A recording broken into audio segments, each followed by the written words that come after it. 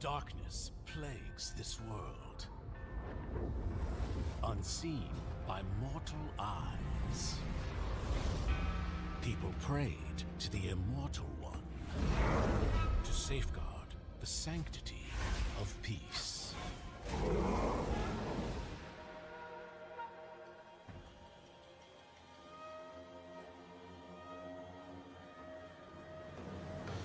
The ceremony's starting! It's Suyo! It's Suyo!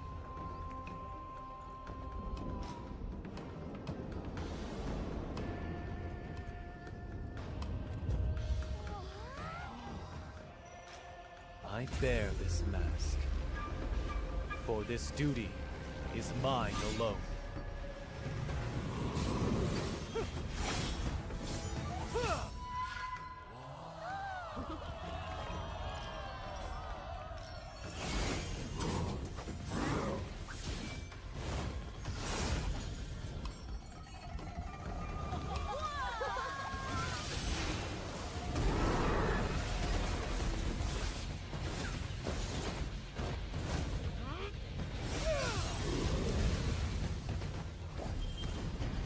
What is this? Is the ceremony over? Mommy, I'm scared. What is that?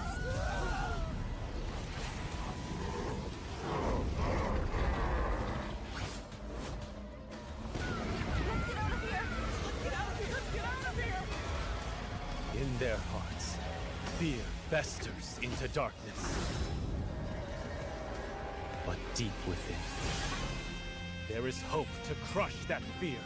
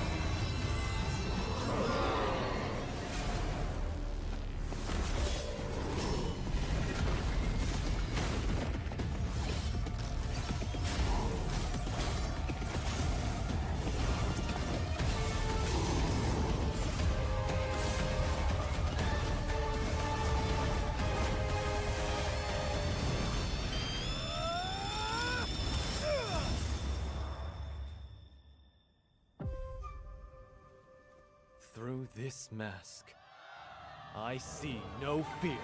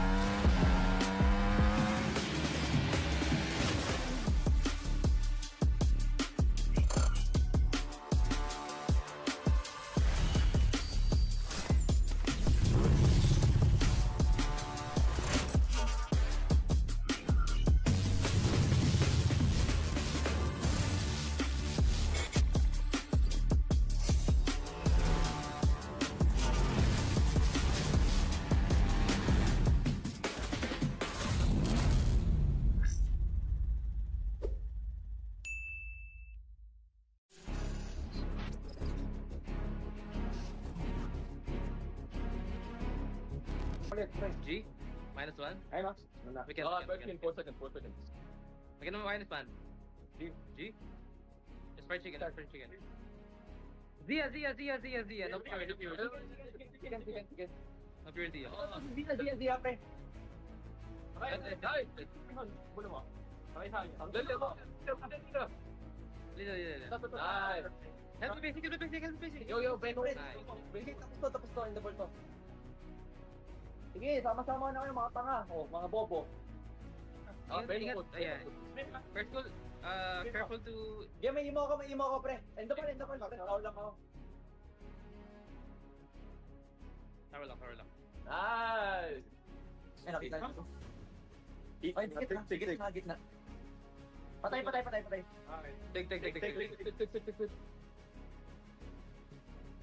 Alice. Patay niya. Alice.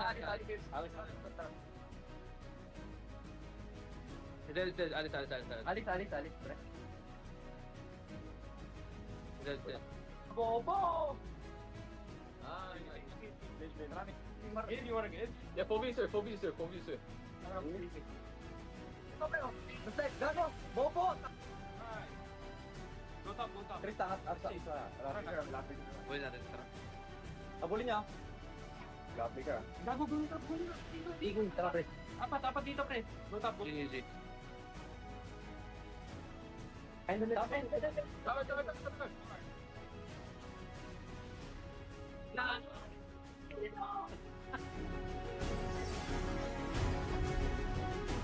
Master this bush control will win your team the game.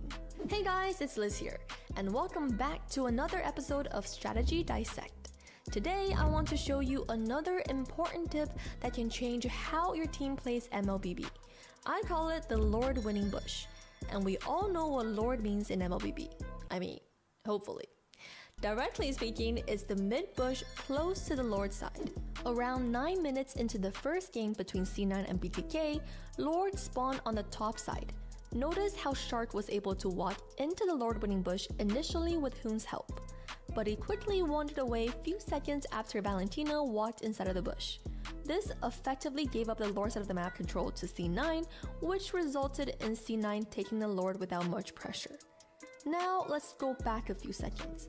If Shark had coordinated engage with Hoon onto Valentina, they could have landed a devastating blow onto their opposition mid laner, wasting Marcuti's ultimate or Purify or both, while maintaining pressure on Lord's side to buy time for his team.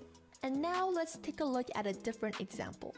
Around 9 minutes into Game 2, BTK effectively gained control over the Lord winning bush this time. Because of that, Cloud9 had to make a huge detour just to safely arrive at the same destination. This brought BTK valuable time to quickly burst the Lord down and want control over the game. How about let's test this theory on the world stage?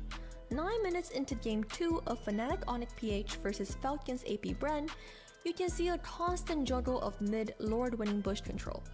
Eventually, Onyx PH was able to capitalize on Fuse's missteps and gain back the control over the Lord winning bush. And what follows is a beautiful execution of Onyx style Lord fight to snowball the game.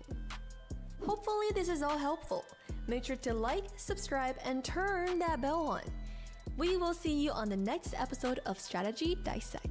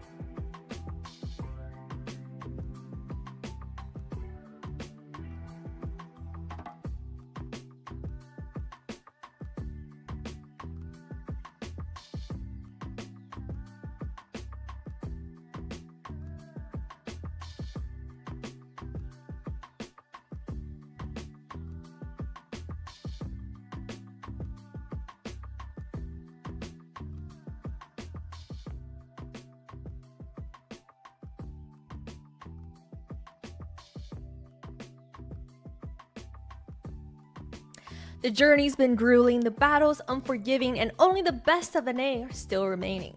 3 weeks of Swiss rounds swept us into the playoff stage where 4 teams will clash for the championship title and a chance at international glory. Ladies and gentlemen, welcome to day 1 of the playoffs for the NACT 2024 Fall. I'm your host Liz, joined alongside by yours truly, Private Dancer, and Steph Weezy. Hey, you heard Liz, the best in North America is still remaining, and we're still here. Glad to officially be a part of the playoffs this NACT. Yeah, the air is thick with anticipation. Whatever happened during the season is all in smoke and dust. Right here, it's the playoffs where everything matters. Everything is starting new, and let's take a look, a recap of everything that happened in the Swiss rounds. We have 3 rounds of the Swiss rounds. Best out of 4, not best out of 4, 4 games total, and the teams with the top points are here with us in the playoffs. That's right. As Liz mentioned, the top 4 teams scoring the highest on the board, able to make it through, able to fight it out, and now the stakes are even higher. Those 4 teams will be Cloud9, BTK, Gosu Nighthorde, and Godspeed. Yeah, and unfortunately, we say goodbye to 4 teams who didn't make it. Even some of my favorites there, a little bit of heartbreak as we take a look at the playoff format. This first round between these 4 teams will be played in a best of 5. Those ones who go down to the losers round will be playing theirs in a best of 3. Some exciting matchups here to come. Unfortunately for all our viewers, some of your favorite teams are still here. Today's matches, top of the hour, will be Cloud9 versus Godspeed, and at 8 o'clock we'll have BTK versus Gosu Nighthorde. And a little bit of a fun fact for match 1. This will be the first time we get to see Cloud9 up against Godspeed. We didn't get to see it in the regular season, and yet still able to find some surprises. Yeah, we're going to see if there are any surprises there. Maybe Gosu Nighthorde might have a little surprise in store for BTK, as this will be their second meeting. Well, we haven't even gone to the first match, and Private's already getting ahead of ourselves.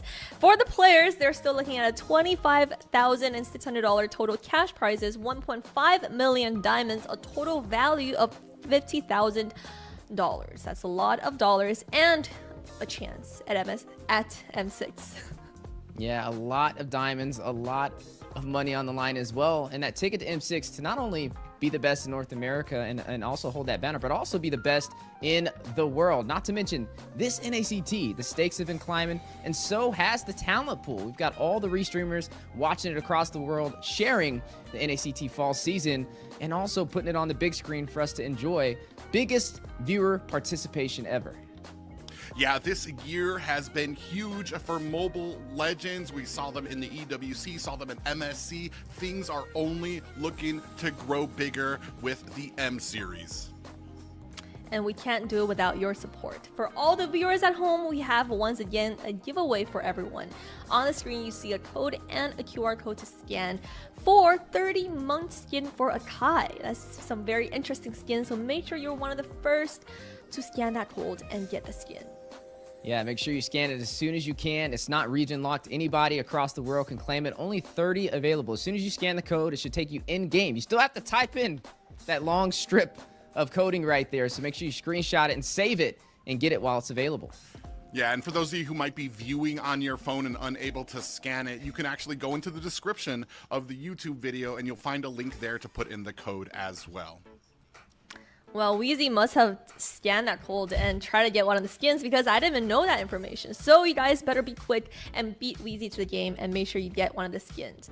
Now, for the first anticipated series of the day, for Godspeed, we have Divine on the XP lane, Shiro in the jungle, Restart in the mid lane, Joybotch on Roam, and Sairi on the gold lane.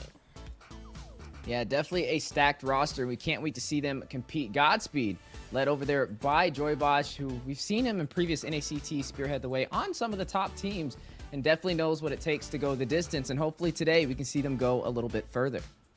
Yeah, exactly. I expect this team to be leaning heavily on the experience of a Joybotch, taking the same roster that was able to surprise us against BTK last week and maybe bring some of that same magic here tonight. can their momentum face up against Cloud9? Because Cloud9 are sticking with their original 5 for the rosters. Naz on the XP lane, best player in the jungle, Marcutie in the mid lane, Cold World on Roam, and Basic on the gold lane. They're pretty much undefeated this season. Yeah, and both sides sticking to what's been working, not going to make any adjustments. And hey, I'm all for it. I believe if you build that synergy, even through losing, you can be even stronger at the end past the finish line. And hopefully today, like you said, this will be the first time we can see both of these teams compete. We didn't get to see it at all in the regular season, so we got to see who can go the distance. Yeah, bringing in a stacked roster and a stacked staff behind them to support this team. We're going to see if they can continue their winning ways where it matters, and that is here in the playoffs. And they've continued growing this entire season. They started off a little bit on the wrong foot in the first week, but ever since that, they've pretty much had a lot of surprising games, even to the viewers that didn't believe that they can take 2 games from BTK last week. You know, on the other side of the table for Cloud9, I'm wondering if they're still boot camping over there at G's house, because we got to see them perform up against BTK with an amazing performance. With the Nats prediction on top of that with the 3-1, just able to push through with everybody sitting in G the Ico's living room. So I wonder if they're still in that same situation. I mean, it kind of benefits them, that, especially with shot calling and MS issues. So we'll have to see. Definitely pay attention to those cameras while we're inside of the game. Yeah, and when we talk about how their performances, especially with such a decisive series win over BTK, with them still camping out, with them still together, you know that this is a team that is only growing stronger. So that's something that a lot of people are going to have their eyes on with their performance here tonight. I mean, are they still camping on in G the Ico's room? Because, I mean, it's been a couple weeks. For G, it's been a long time, but I'm sure they're having fun, and we get to find out right now as the draft is ready. So guys, take us into the draft. And away we go into the draft for our first series of the playoffs for the NACT fall season. Private, we've made it. Cloud9 up against Godspeed. How we feeling? I'm feeling good. I'm very excited here because, like I said, I usually love to see some of the underdog teams. Godspeed kind of coming up from nowhere. Besides Joybaj, not too many players here have made it to the top of NACT in recent memory. So to see these guys here in the playoffs taking on a team like Cloud9, I'm very excited to see what they can put out there. And surprising already, Soyu already taken off as some deeming as a threat here by Cloud9. Yeah, me and you kind of had the discussion right before stream started about the Soyu and just how impactful it's starting to become. And we got to see a little bit of a sneak peek of it. We got to see Mobizayan pull it out. He was very dominant on his performance, throwing it inside of the jungle as well. Even though there's not really a traditional ultimate, just the skills is enough to really wreak some havoc when in the right hands. So taking that off the board, I wonder how that's going to impact the current meta with other picks that are still available on the table. We're still seeing the Arlott up for the taking, the Edith as well. Both of them great options, especially this early in the draft. We're still seeing things like the Hylos hasn't been banned out, and that's just one of the beautiful things about the way the meta's been shifting, right? You just never know which way it's going to go, but you can't out-ban everything. Yeah, and then that kind of brings in the question, are we maybe going to prioritize some of the junglers? And no, the answer is no. They're going to go ahead with the Gatakacha, which is actually, I want to say, within the last few weeks has become a very strong pick with the amount of damage he can take in the early game, especially scaling out to that mid and late game where he just becomes this wall for your team to be able to take aggro, to get the entire team pretty much to kind of like focus him down. It's a very interesting pick to have on your team, and especially for a team like Cloud9, where we've seen Cold World absolutely grow as a roam. Yeah, we just know how well it is, especially with the Avatar of the Guardian for the setups. It is going to be paired up with that Khalid on the opposite side. We got to see the Khalid, another hero, kind of with the same story, right? Rising to the occasion. The first one we got to see was Nats over there, use it on Cloud9, and he performed really well. And then a lot of the teams in North America started to do the same thing. I feel like it's kind of shifted over there from MPO Indonesia and the Philippines, and it's been working great in America as well. Speaking of things that's been working great, the Joe on the table. We've seen Joybaj time and time again execute it, right? He's the footwork, the mobility, the initial setups with the way the Dragon's been huge and very impactful, and something that Godspeed can lean in on. Yeah, and something we haven't seen in a while, I want to say, is the CC pickup in the XP lane.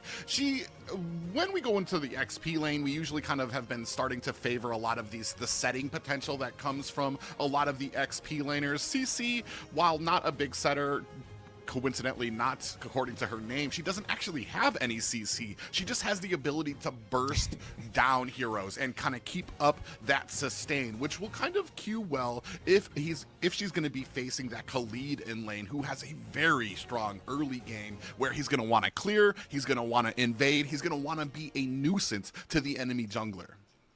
We did get to see a sneak peek of this matchup in week 3 of the regular season. It was Ghost Night Horde up against Overskilled, and they pulled out the CC as a response to the Khalid pickup, and they were actually able to find a victory with it. So maybe it's a possible counter on the way. You know, I guess doing some research and using it for Cloud9 side of the table, I guess we officially have an answer to the monstrosity that Khalid has been dealing, the sandstorm that's been wreaking havoc in the land of Dawn. Now, speaking of wreaking havoc, we talked about a lot of the meta, right? We do know it's assassin favored. A lot of prio onto the Ling. It has been picked up by Godspeed. So now they have even more mobility. They're starting to get a very dive-eccentric composition, right? Not only do you have Cho, who can rush in, he can get the way of the dragon, he can knock somebody back for an initial setup, but you also have Ling, who can dive into the turret with the Finch Poise, get out with little to no problem. So that is another thing that Cloud9 is going to have to watch out for. They do lock in this Aurora, though, which means they do have some single target CC and also some crowd control as well to work in their favor. Maybe be able to stop the Ling in his tracks if they're quick enough. But the way I'm seeing things so far, I'm liking the way it's looking. We're yet to see what's going to be ran inside of the gold lane. Yeah, and I see us going ahead, starting to iron down on some of those assassin pickups, taking off the board, or Fanning taking off the board for Godspeed, Moskov taking off the board there for Cloud9. The big thing about the big 3 that we have for Cloud9 here is I feel like this is a composition right now that can hold their own in the objective. They don't, on the other side where it comes to Godspeed, I feel like they're more of kind of a sneaking in. As soon as they get an opportunity, find a pick, then they can kind of rush in and try to find that, whereas Cloud9 has a more steady and sustained route, that they have a good, nice, thick tank right up in front that can take a lot of the damage, that can give Cloud9 the time that they need to get those retributions off. And they're going to need it too with Joybaj on a Cho. Yeah, and definitely going to be huge and very impactful, and something they're going to have to watch out for. Now, looking at the ban so far, right, we're seeing a little bit of limited marksman pool. We've seen the Moskov and the Carry taken off the table, the Ruby as well, which is not leaving too many options. I mean, I guess technically you still have the Herod. There goes the Claude being taken off the table as well. Now, we have seen Cloud9, they like to switch it up, right? They don't really usually throw in the same hero, just showcasing to the world that their hero pool is infinite. We got to see the Natan sneak up to the scene. It's been very impactful for them as well. They were able to get a victory off of Maple Leaf, pulling that out. Maybe that could be something that they can do here, especially because you have the entropy. You need somebody that can escape from this Ling when he does dive in. And speaking of diving, throwing that Alice in on top of this is a full dive-eccentric composition from Godspeed. Yeah, and that's going to be very interesting too, because Basic does favor a lot of those actual marksman's picks, where we've seen a lot of teams have kind of widened out that gold lane to fit in a lot of other heroes. And speaking of which, we're going to have a Harith in the lane as well. Hayabusa, a great pick for best player, somebody on an assassin who can get in and get out of harm's way, some ability to negate a lot of damage with that shadow kill. But not just that, if by some chance of Godspeed does get the lead, does start pushing forward, and you get Cloud9 on the back foot, what we've seen from them, what we've seen from best player, is he really shines on that assassin to be able to get to those side lanes, create pressure by split pushing to where teams can't even take the Lord without the threat of pressure coming in from all different lanes. And a little bit of insurance from Godspeed to wrap up their draft as well. They are going to pick up this Angela. This is going to be played by Restart in the mid lane, going up against that Aurora. Both sides ready to go. Joybaj running on that Cho, Coworld on that Gatat. Both of them definitely able to execute when it comes down to these team fights. Now, it's assassin versus assassin. We've got the Ling for the side of Godspeed up against the Hayabusa. Both of them super early. Their whole objective is to pave the way in the early game. Where Ling kind of shines a little bit better, though, against the Hayabusa is Shiro has the ability to split push a little bit more, especially toward that mid to late game if they do fall off in these objectives. But speaking of objectives, now boiling into the land of Dawn for the first game of the playoffs. Yeah, ladies and gentlemen, this is where it begins. Cloud9, the inaugural playoff game against Godspeed. Both teams looking to set the tone here. Yeah, we're gonna figure out whose tone is a little bit louder. Best player definitely running on something he's comfortable on. We know he thrives in the jungle when it comes to the assassins, but Shiro rising to the occasion, a new star this NACT fall season, and he's been pretty dominant. You can't, discredit Godspeed, even though Cloud9 is definitely the more favored and Godspeed would be the underdog.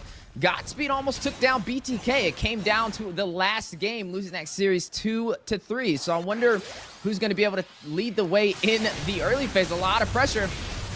Yeah, that early game we were talking about him coming in. Coldworld able to find a kill. Divine in trouble. He rushed from the bottom lane to try to help out, but still, Cloud9 walking away with the first blood.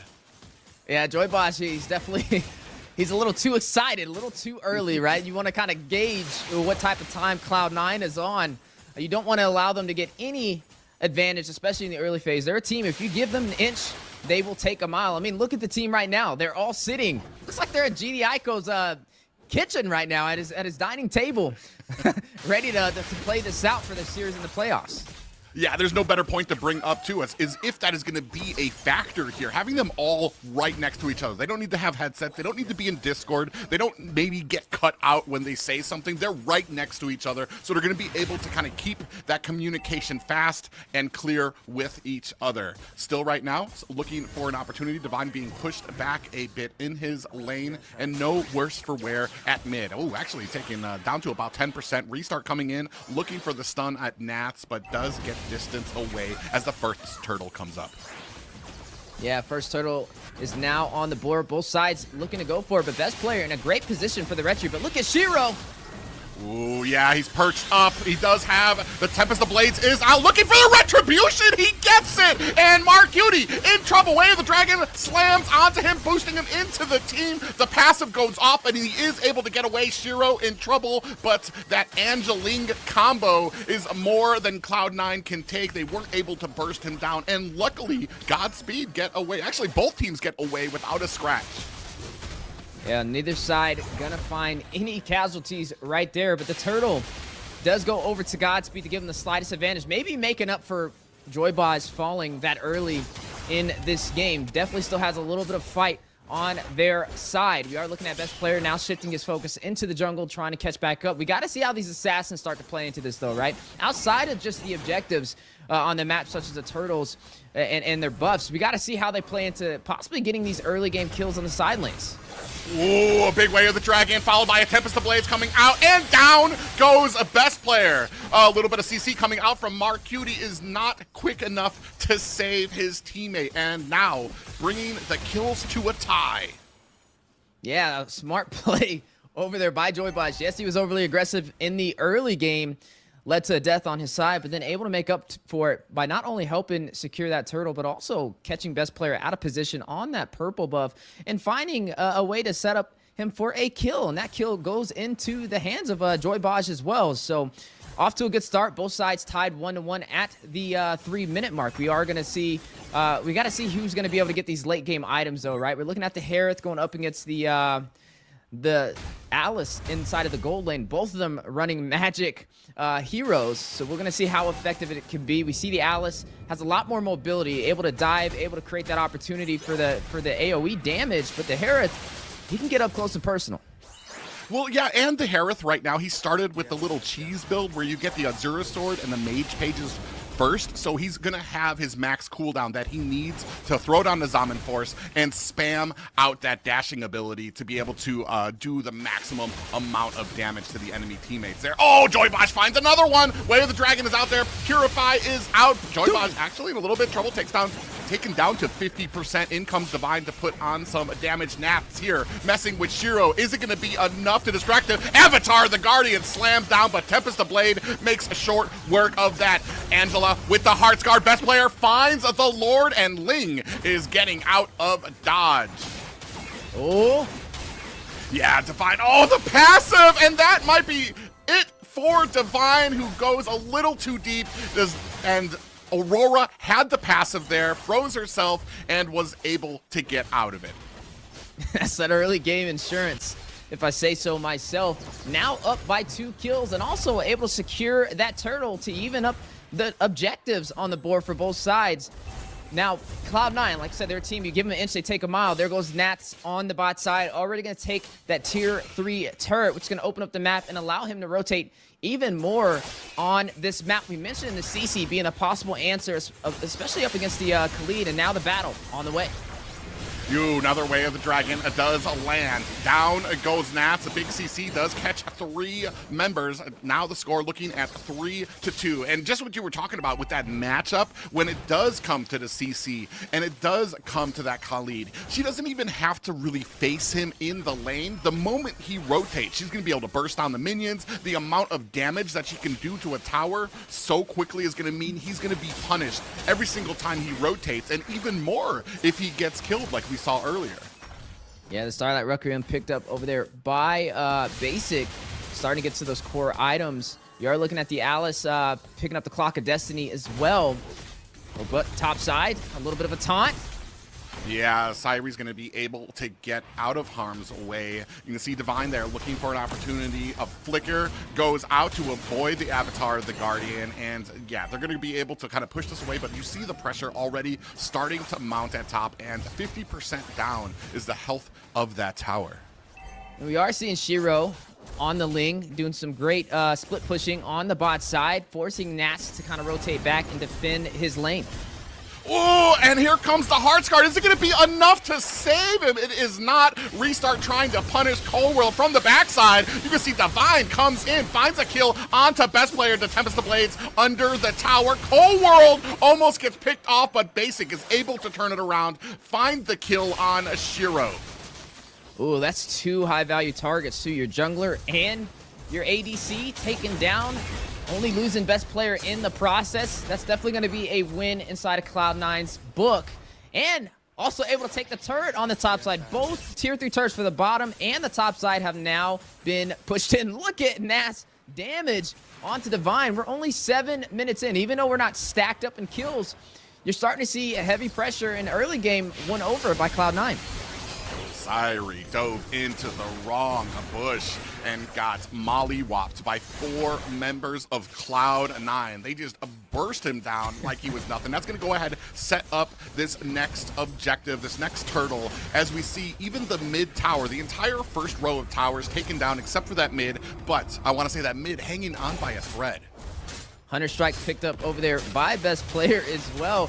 You see the Feather Heaven picked up over there by Basic. Both sides fighting it out in the mid lane. The tier 3 turret will be pushed in. Now only standing with their tier 2s for Godspeed. Pushed a little bit further on their side of the jungle. Cloud9 now able to evade with little to no issue. Right now it's just been a battle of chess, and they've been 1 step ahead of Godspeed at every single second. We got to see, how does Godspeed turn this around, right? How can they find a way to put this game back in their favor?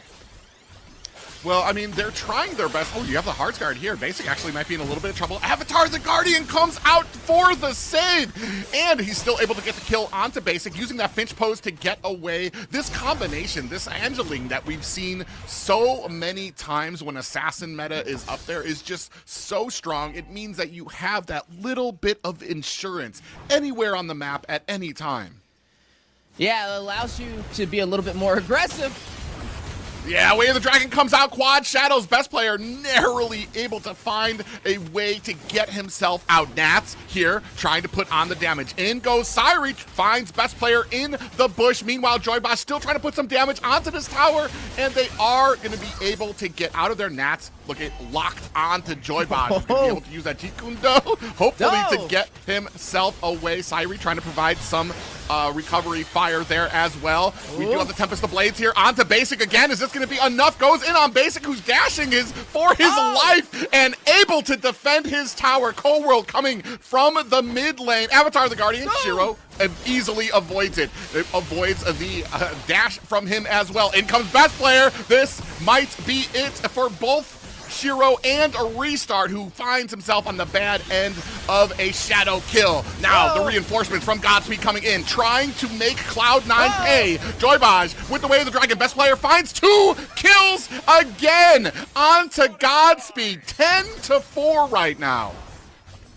Oh, man. Almost a full wipeout. Divine needing to go back to safety. Cold World, Mark Cutie, not wasting any time. We'll be able to take the tier 2 in the mid lane. 4 members down for Godspeed.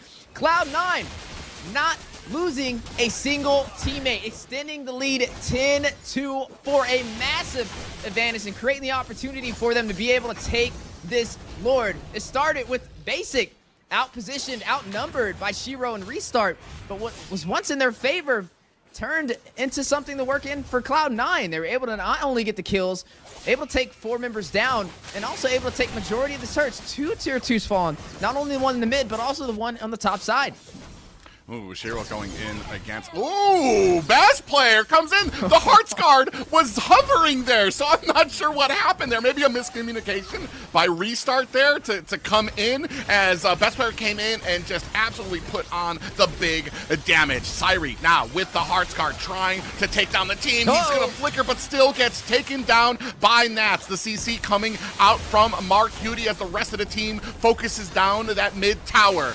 Lord is bounding its way. Avatar the Guardian zones back the rest of Godspeed. In comes best player, Shadow Kill onto Divine. Not able to find the kill, but the team finds the first core. Able to take down the base Crystal. 1 game down. First match of the playoffs secured by Cloud9 over Godspeed. 12-5-21 finish for the overall KDA of the team. The boys were on fire with little to no mistakes, which leads to the question, where did Godspeed go wrong? Well, I mean, where it's at this level of play style, it's sometimes a little easier to focus on not what the team did wrong, but what Cloud9 was doing right. And that, with every single kill that they were getting, I want to say after the 2nd minute mark, every single kill they got resulted in an objective, resulted in a tower, resulted in them going for a turtle immediately. They didn't linger around. They didn't try to chase kills that weren't necessary. They just answered when they were being attacked or when they had a gank, and they took those towers so quickly that it was only an 11-minute match. Yeah, and I think it kind of boiled down to when Shiro was on the bot side, paired up with Restart, trying to get the 2v1 on Basic, and then Basic able to outshine them on the 1v2 and wait for his team to rotate around and follow through with the counter. And they were able to get the kills, and then you got to see Godspeed. They thought they had a counter to their counter, but then that got countered again over there by Cloud9 to lead to 4 kills and able to kind of push through majority of those tier 2s, and the gap right there was just too big. Cloud9's not that type of team. You can't let them scale you at least that far in terms of kills and gold that early in the game, or they're going to go for the early finish. And that was an early finish, like you said, that 11-minute game so far for game number 1 up against Godspeed. Game number 2. We got to see, you know, how Godspeed can turn this around. This is a little bit different than the regular season. We're not playing for points anymore. This is an official best of 5. Oh man, you can take a look at some of the highlights here coming back. They were able to find some opportunities and some kills out there as well. I believe here, this was a turning point for them too as well. Divine kind of underestimated, especially that passive that comes out from Mark Cutie on that Aurora, found himself in the bad way on the wrong side of a tower, taking some easily avoidable deaths there. Here, I mean, it was just the amount of pressure that Cloud9 was able to put on, immediately being answered there by Godspeed, but still not able to put these deaths, not able to put these kills into a force that could take the tower for them. At least it wasn't able to take as many towers as Cloud9 was when they were successful. And here's that kind of that second to last fight where Godspeed came in for the answer to try to punish Cloud9. They came in, they found the gank. I think they were even able to find a kill at one point, but then it got turned around. Cloud9 found the kills on their side and were immediately able to push through mid. Yeah, and that's what kind of spiraled to the downfall for Godspeed in game number 1, as you see right here. That lets them being able to open up not only the tier 2s, but also get to the base Crystal with a Lord on their side because there was nobody left to defend. You see Shiro and Syri not even in the game, currently waiting to respond back, and overall, some surgical execution from Cloud9 for game number 1. I'm agreeing with you, though, when it comes to both sides. There's a lot that went right. There's just a lot more that went in Cloud9's favor, especially up against Godspeed for game number 1. But it's not too far out of the ballpark, right? We got to see some good showcasing from Show over there from Joy Bosch. It looked a little shaky in the beginning when he was first blood, but then he got some nasty setups on best player on that Hayabusa. But they had a heavy dive-centric composition, and they weren't able to effectively dive in and get those kills. Well, I want to say that the tankiness in the Gatakacha, the insurance policy in that passive of Aurora really kind of offset the Khalid pick, who like really was trying to go in. Like he came in rotated very early to be able to help with the fights, and Cloud9 still able to find a first blood because Gatakacha immediately was able to use the healing spell out there, keep himself topped up, and then when we saw in the replay on the back end, Khalid trying to go on the back, trying to find the kill onto Aurora, immediately procs the that ice crowned type of passive where she turns into ice, and that means that Khalid, he has no target and he's on the wrong side of a tower where Cloud9 is starting to burst him down. A well thought out plan there by Cloud9 to have some of these picks that could withstand some of that early game damage and really negate where Khalid likes to shine. You know, and it's something I want to kind of point out when it comes to Cloud9's hero pool, right? If you, even looking at Godspeed, they're now first pick in the draft. And you're looking at two of the bands that kind of shine to me, right? The Fanny and the Khalid. Mentioned when Cloud9 was first picked, they didn't worry about banning a Fanny or also worry about banning a Khalid, which opened up opportunity to ban some other heroes, right? But when you're just so good at playing specific heroes, you force a lot of teams to ban them out, such as the Fanny, which opens up a lot on the table, especially being second in the draft for Cloud9. But here goes a good pickup. I'm all for it. It's definitely been a crowd favorite with the revamp of the Phoveus not being magic anymore, but just full physical damage. Is that one of the key answers that they can lean in on to turn the series back around? Yeah, and I was going to say, too, like, one of the only kind of counters that you've had against the Phoveus is usually that early game damage that you can have from the Khalid. The problem is well, not the problem. The thing that Godspeed is going to have to kind of key in on with the Phoveus pick is once Phoveus goes in, it's a wrap. He's staying in. There's really no escape for him. So the entire team needs to be on that. They need to be able to kind of close and seal the deal, get those kills off, or at least be able to push the team back. And that's something that Divine's going to need to be able to potentially do too as well. Get that demonic force onto heroes, but not too far back to where the team's going to be able to kite you so far back that you're separated from your team and they're not able to assist you with an escape. Speaking of escapes, they're going to lock in their marksman very early. It's going to have a little bit of mobility, survivability on its side. The Natan has been slotted in for Godspeed, maybe trying to force Cloud9 to pick up their ADC right here, because if they don't, effectively, you're going to see a couple of marksman bans that may limit what Basic can bring to the table. They already banned out the Ruby on top of that. Now, I do like the Alpha. I feel like it's effective. You kind of mentioned the Phoveus. Once he gets into the heart of the battle, your team has to kind of be there with him. He's not the most mobile hero to get back out to safety. So if he decides to initiate, it's time to fight. But when you have a hero such as the Alpha, with the Alpha charge, he has some crowd control of his own, which could be very effective to keep that Phoveus in his tracks and potentially burst him down. Now, the Sicilian, we've been seeing it sneak into the scene. It's been very effective, being able to play from afar, use the Bat's Feet, the Sanguine Claws as well. It's been huge. I love seeing these heroes that didn't get the spotlight for a while in the meta now rising back up to the occasion. And I feel like that's okay, because when you have a hero like the Phoveus who plays up close and personal and he's not highly mobile, if you have a backline mage who can sit from afar and have some amazing range to be able to burst him down, it could be a possible answer. Yeah, and with that, you've got some insurance, because the Sicilian is going to be able to stay very far back. If Phoveus dares to try to use that demonic force, if he's able to catch Sicilian to go back there, you've got the Matilda that's going to be able to use that guiding wind to pull Sicilian to another direction. And it's going to be very hard here, because we don't really have a guaranteed backline dive, where I want to say a more controlled backline dive, where it's going to be one of those things that you're going to have to be very careful about your usage of this ability, as we're going ahead taking out Ling for the side of Cloud9.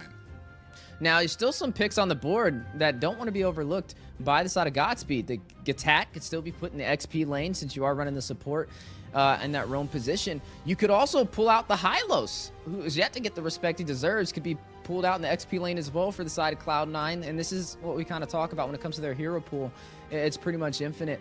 Godspeed, though, they have a couple of answers that they're going to try and lean in on, right? Not only do they have this Natan for a lot of burst damage and also survivability, but you also have the Aurora who can freeze those in its tracks and provide some great crowd control, especially for this Phobius who's going to be running into the heart of the battle. But we are yet to see what they're going to put in that jungle. We got to see the Bane banned out. The Ling's been banned out. Hayabusa is still on the table. The Julian could be effective. We've seen it work time and time again this NACT. But what is Godspeed going to pull out here? Keep in mind, like we mentioned, it's make it or break it. We're now in the playoffs. If you lose, there's a lower bracket, but after that, you're done. And the lower bracket's only best of 3. Upper bracket's best of 5. So you definitely want to even out the series as soon as possible. Yeah, and with that, I want to say, like, you might not be knocked out of the playoffs with a lost series here, but what you gain is just so much better, which is some breathing room. You afford yourself some time to relax a bit because you don't have your last opportunity at the bottom bracket where things can kind of make or break you here. We do see Claude going to be locked in by Cloud9. The only thing for me right now when it comes to Godspeed is I want to say a little bit of that early game. I don't think we have too much in there to kind of take away from the what we're going to have with the Alpha, with the Matilda, that could kind of contend there in that early game. Hayabusa here, while he's a great pick, he does take some items, does need some time to kind of get online to really do a ton of damage as well. And I'm right there with you, right? When I'm looking at Cloud9, I don't really see an early game composition. I see that mid to late game power spike is when they'll be more effective, which means they're going to have to stop the early aggression. And we saw Godspeed have early aggression, especially with Joybaj on that show. This time around, though, he is going to be running the Kufra, another dive-oriented roamer, looking for some setups. And with the Hayabusa, that's going to be their game plan. The glue now going to be picked up by NAS. I haven't seen a glue in a while. I think the last time we saw a glue was with fried chicken this NACT fall season. So now it's going to be this time Cloud9 and NAS showcasing it. It has great survivability as well inside of that XP lane. And it's going to be paired up against that Phobius, which is definitely going to be an interesting matchup. Now, with both sides locked in, getting ready for round number 2, Godspeed, they need to find a way to turn this around. Cloud9, they need to find a way to claim this series in their favor. If they take game number 2, they're one step closer to moving forward in the playoffs and knocking down Godspeed into the lower bracket. Yeah, and right here with these compositions, I'm going to be paying close attention to the roams here because it's going to be on the sets of Joybaj. Is he going to be able to get those sets, get those Tyrant's Revenge, get that Tyrant's Rage to really CC down the side of Cloud9? And is Cold World going to be able to find the opportunities to find those guiding wins to pull his team out of harm's way, especially with such a dive-centric composition coming from Godspeed? But ladies and gentlemen, this is going to be game 2. Godspeed definitely looking to even the odds against Cloud9. Yeah, a lot of questions that needs answers, and we're going to get them all with game number 2. The whole objective for Godspeed with this dive-oriented composition is to focus on the early game, take advantage, and be aggressive. Cloud9, they have to wait. They have to play passive, and they need to get to that mid to late game to really shine and have the damage they're looking for. But will Godspeed give them that time? Yeah, and that's going to be the big question here. Already, best player very quickly making his way through the jungle, scoops up the gold minion. Ooh, and you can see right there, big pop-up. In comes Shiro, trying to put on the damage. Is it going to be enough? It is not. Puts on a little bit of damage, gets best player down to about 10%, but Cold World right in the neighborhood to provide support in the name of that guiding wins. That's what we were looking for, though. These are the plays you have to make, especially with this composition. Game number 1, they had a similar strategy, right? They had a lot of dive-oriented heroes, but not able to find the kills. Speaking of kills, though, look at the damage already. Yeah, Restart very wisely does find the CC onto Cold World, onto Nats to stop them from that engagement. Shiro actually gets a little bit of an immobilization there. Best player scooping up another gold minion, putting him just narrowly ahead of the enemy jungler as well. Yeah, both sides getting ready for this first turtle. Shiro on these quad shadows. 4 seconds to go. Now, in terms of the team fight, it should be more in Godspeed's favor because they have a little bit more of an aggressive composition. But speaking of aggressiveness, the 2v1 on the top side, Nats forced into the tier 3 turret. Yeah, and this is exactly what I was about to bring up. You brought up they should have the advantage. They should have the advantage if everybody is paying attention to the objective, which they weren't. They were up there trying to put some damage onto Nats, and maybe that was a call made by Godspeed that they weren't going to go for this first objective. Ooh, a lot of damage goes on to the Cold World. Sanguine Claws come down onto Restart. Ooh, he's trying to dodge, but he cannot dodge the damage coming out from Marcutie. You saw that Joybaj was getting ready to kind of come in. Not needed just yet. But yeah, you definitely got to be in there for those objectives. Joybaj gets caught there, is going to have to use that flicker. He gets a retribution for his troubles, pushed away and taken down. Best player finds the kills. Bat's feast is out for Marcutie. They do find a first blood. Yeah, able to find the kill, maybe able to get another to match up with it. But Cloud9 taking down Joybaj. She's first blood 2 games in a row so far. It's the 3rd time the charm. That's going to be something we asked for game number 3. But Cloud9 able to find the turtle yet again.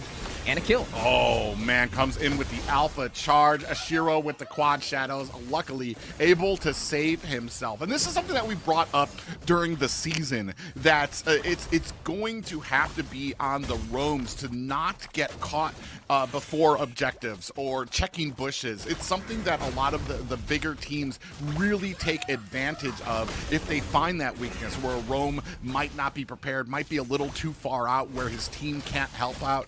And Joybaj, you talked about it, he's gotten he's been the first blood twice in the last 2 games here, and he needs to be more careful with some of these engagements. Yeah, you're going to see the corrosion scythe picked up by Basic. He's going to have that hit, providing that slow to be able to take down some members. Speaking of taking down, yeah, Joybaj, again, as we mentioned, gets bursted down. Divine in trouble, finds himself on the wrong end, is going to find an escape, but that is 2 deaths for Joybaj. Cloud9 up by 2, and this is going to set up another objective. Ooh. Shiro.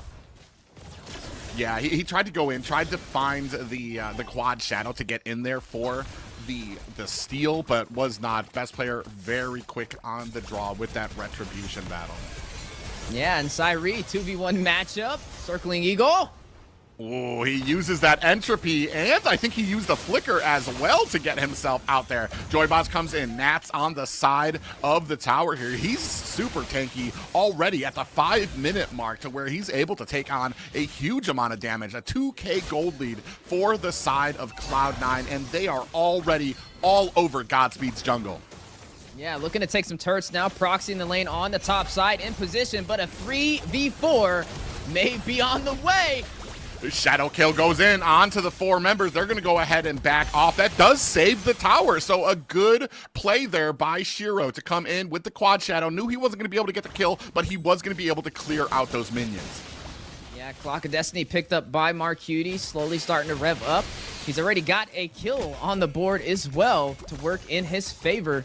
You're looking at that War Axe picked up over there by best player. Dominant Ice over there from NAS as well. And now the Siege on the top side. Yeah, 4 members of Godspeed here looking to try to defend it as the circling Eagle comes out. Cold World with the last kill, or the last hit on to the tower. Split by Nats to go ahead and secure. Oh, a little bit of a conceal here. I don't think Divine's going to be able to find a target, but already starting with the macro. 1 tower down, a buff down. Shiro with the shadow kill. Best player finds himself a kill. Not really worth it. The Ouija Shadow kill and the quad shadow forced out, not really dealing any damage to best player as well. Just shows you how far ahead Cloud9 is. I mean, Shiro's only level 9. Best player is level 11 and also has 2 kills on the board. Highest kills in the game, and now possibly going to go in for this 3rd turtle. Cloud9 has been able to find every objective so far. Godspeed yet to find the opportunity they've been looking for and zoned out of the turtle pit. And that is just kind of result of this Cloud9, and I want to say this objective focused play style that they have kind of like just been brought to life with coming in with that quad shadow. Shiro, not only was the quad shadow kind of useless, ooh, Mark Beauty actually in a little bit of trouble. That was a lot of CC. The demonic force comes down, is able to find the first kill, putting Godspeed on the board. But like I was saying, with the shadow kill out there, you knew it wasn't going to do enough damage to best player, but not only did you use the shadow kill instead of using the quad shadows to get away, but also without your jungler, you set up your team to have another turtle taken from them. Oh, and Restart in trouble here, gets taken down by best player as they continue their winning ways through the enemy jungle. Demonic Force coming in here, might be in trouble, but Nats finds the killing blow, taking down Divine. Just as Divine throws the hammer down and finds a kill onto Marcuti. Cloud9 able to turn it back around on their side on the 2v1 trade. Basic will be able to open up the map in Cloud9's favor, taking a tier 3 on the bot side. A tier 3 on the top has fallen as well. Godspeed only able to take a tier 3 on the bot side to match up in the map. Right now it's bleeding blue. Cloud9, they're on fire right now. They have the answers. Godspeed still kind of similar to game number 1. A little bit behind when it comes to these objectives and focusing on trying to get these dives and these pickoffs. Even their aggressive dive composition is working in Cloud9's favor as they're the one winning these trades. Well, and here's the thing. The highest leveled player on the side of Godspeed is still 3 levels behind best player. That's the highest level player on Godspeed. That's just, I mean, the gold might not be a huge gap right now, but when it comes to the player strength, especially when it comes to trying to engage around best player, you're not going to have a good time. And they're going to go ahead, start for this Lord, and I'm not sure there's anything that Godspeed can do to contest this. Yeah, and I'm worried about Marcuti on the Sicilian, right? He has the Impure Rage, so he's going to have that extra skill damage and also mana on hit. Look at the Lord battle, though. Another zonage from Cloud9, forcing out Godspeed from the Lord pit. We'll be able to secure this objective. First Lord of the game going over to Cloud9. Yeah, and amazing play there by Cloud9. Joey Bosch goes into the back line. Are they going to be able to latch on to Mark Beauty, who flickers out of the CC? Bat's Feast is out. Divine in trouble, has the split, riding on top. And Mark Beauty finds a kill onto Divine. They were actually, I want to say Godspeed actually found themselves a kill onto Basic. So they is going to bring their score up to 2, but they're starting this huge push through the mid lane, and I don't think they're going to be able to defend it. Yeah, Cloud9 going to be able to take the last standing tier 3 turret. May be able to go in for a tier 2. You see the Lord marching on the top side. A massive advantage, 6-2 on the scoreboard, up by 4,000 gold. Best player still spearheading the way on this alpha. 3-0-1. But speaking of both players, he's trying his best with the quad shadows. Out comes the alpha charge, and I think that's it for Shiro. He is down, and I love that they knew to bring Cold World with them just in case he was able to use those quad shadows to get away, because you're going to be able to lock onto him with that circling eagle to be able to kind of punish him down. Now starting to put this force on to the bottom tower. Best player hacking away, and we are almost down to only high ground towers with the mid tower. Oh, does get on the restart. Passive has been activated. You can see all the CC coming down. Cold World finds a kill onto restart. Syri in trouble, is going to have to use that entropy to get himself back out of the battle. Divine takes a face full of damage. In comes a huge set from Joy Bosch, but the rest of the team is not able to capitalize. Shiro tried. He came in, but not able to do enough damage. And down goes Syri. It's just Shiro alone to defend against 5 members of Cloud9. He's going to try to get down these minions if he can. He's actually doing a great job of defending because he focused on the minions solely. May not be over. I wonder if they're going to go in and still try and close it out. It is a 5v3 with minions. Yeah, minions are out there. You can see Basic on the side, swinging away at the tower. That's going to be game 2, a decisive victory for Cloud9. and a massive statement to jump into the playoffs. Cloud9 walking down the red carpet right now into GD Ico's kitchen. I wonder if GD Ico's prepping them a good victory meal, because right now they're headed toward the right direction. We need to see Godspeed have some answers and fast. They only have one more chance before they're knocked down to the lower bracket. Again, pulling out the heavy dive-centric composition, but matched with the defense from Cloud9, waiting for them to dive in, waiting for them to make a mistake, and capitalizing on it has been the story so far for this series. Yeah, and this is, I just want to repeat that, there's only one more game for Godspeed to try to come back here. This is a regular best of 5, so we are not guaranteed 4 games like we were during the regular season. It's a regular best of 5. If Cloud9 are able to take this next game, they will be able to sweep Godspeed. As we take a look at some of the stats there, Joybaj 0-3, having a rough game. They just knew exactly how to exploit the Kufra, find the kills on him, especially in the early game, which set up some of these great objective picks. Yeah, and objectives is what we kind of want to highlight, and where Godspeed is not really shining, right? It seems like Cloud9's able to take every single turtle, every single lord, and always able to take the first turrets. Not to mention, what's going on with Joybaj on first blood? He's got to relax a little bit, man. You know, just roll the shoulders back and play a little bit more passive. I feel like he's great at being aggressive, but Cloud9's not that team that you can initiate with and expect them to make a mistake that early in the game. For game number 3, we're going to have to see these things checked off from the side of Godspeed if they want to remain in the upper bracket for the NACT fall season. I mean, look at the KDA, 11-3-23, complete domination so far from Cloud9. Now, Godspeed, they've been focusing on some heavy dive-centric compositions, right? I don't know if that's the answer. Maybe they play for something that's a little bit more passive, maybe something that comes online a little bit toward that mid to late game, because this early game diving has been severely punished by Cloud9. Yeah, and I want to say, too, that if you're wondering what Joybaj is doing or why he's so aggressive, it's because it was this strategy that was actually able to be super successful against BTK, at least partially, where they were able to find Zane and the team wasn't able to answer fast enough to save him. Here, Cloud9 is a different story. Every single time you think you have one of them caught out, they are moving as a team. Coldworld is always in position, even if you can't see him, to be able to come in there with the guiding winds, to be able to save his team members. And once it got to the point where best player was 2-3 levels over the enemy team, there was no more battles, no more fights that you were going to be winning for the side of Godspeed. And they didn't realize that until too late. Yeah, and I mean, hey, different teams, different weaknesses and strengths, and this is not the same as BTK, but definitely something that BTK is probably watching and taking some notes on. Now, I will say for game number 3, I mean, we've seen Joybaj in previous matches, at least in the regular season. He's ran heroes that are, I would say, not as dive-centric, right? We've seen him play more of that support role. We've seen him pull out things like the Matilda. But, yeah, it's just right now the defense is really where Cloud9 is shining, right? Even though their offense is good. And I think that Godspeed's offense is great as well. But their defense for Cloud9 is just better than their offense. So I feel like maybe changing up the strategy and throwing them off their pace could be a game plan for number 3. But something I want to put a little bit of a highlight on is NACT so far, man. I've been very impressed with the answers to heroes that we would consider staple meta, right? We got to see him pull out against the Khalid, the CC. He was able to out-rotate, outshine, and get the job done.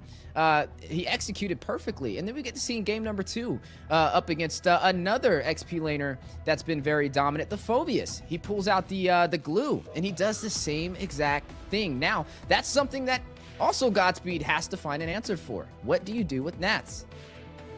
Well, and I'm actually at a loss for what you do against Nats besides being as good as him.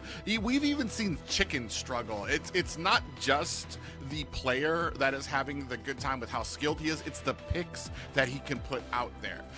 Where we see when you have an R-Lot, when he's on the R-Lot, it's even worse because there's not really many counters to the R-Lot except for maybe the Phobius, or not the Phobius, the Khalid to come out there. But we've already seen that Cloud9 can bait out that pick, can have the Khalid out there and still be able to face it, still be able to punish it with a decent composition. It's just well that he's able to get these great great rotations. We've seen all throughout the season. It's not just the rotations, it's the angles that he's able to come in with as well to find these great sets onto the enemy team.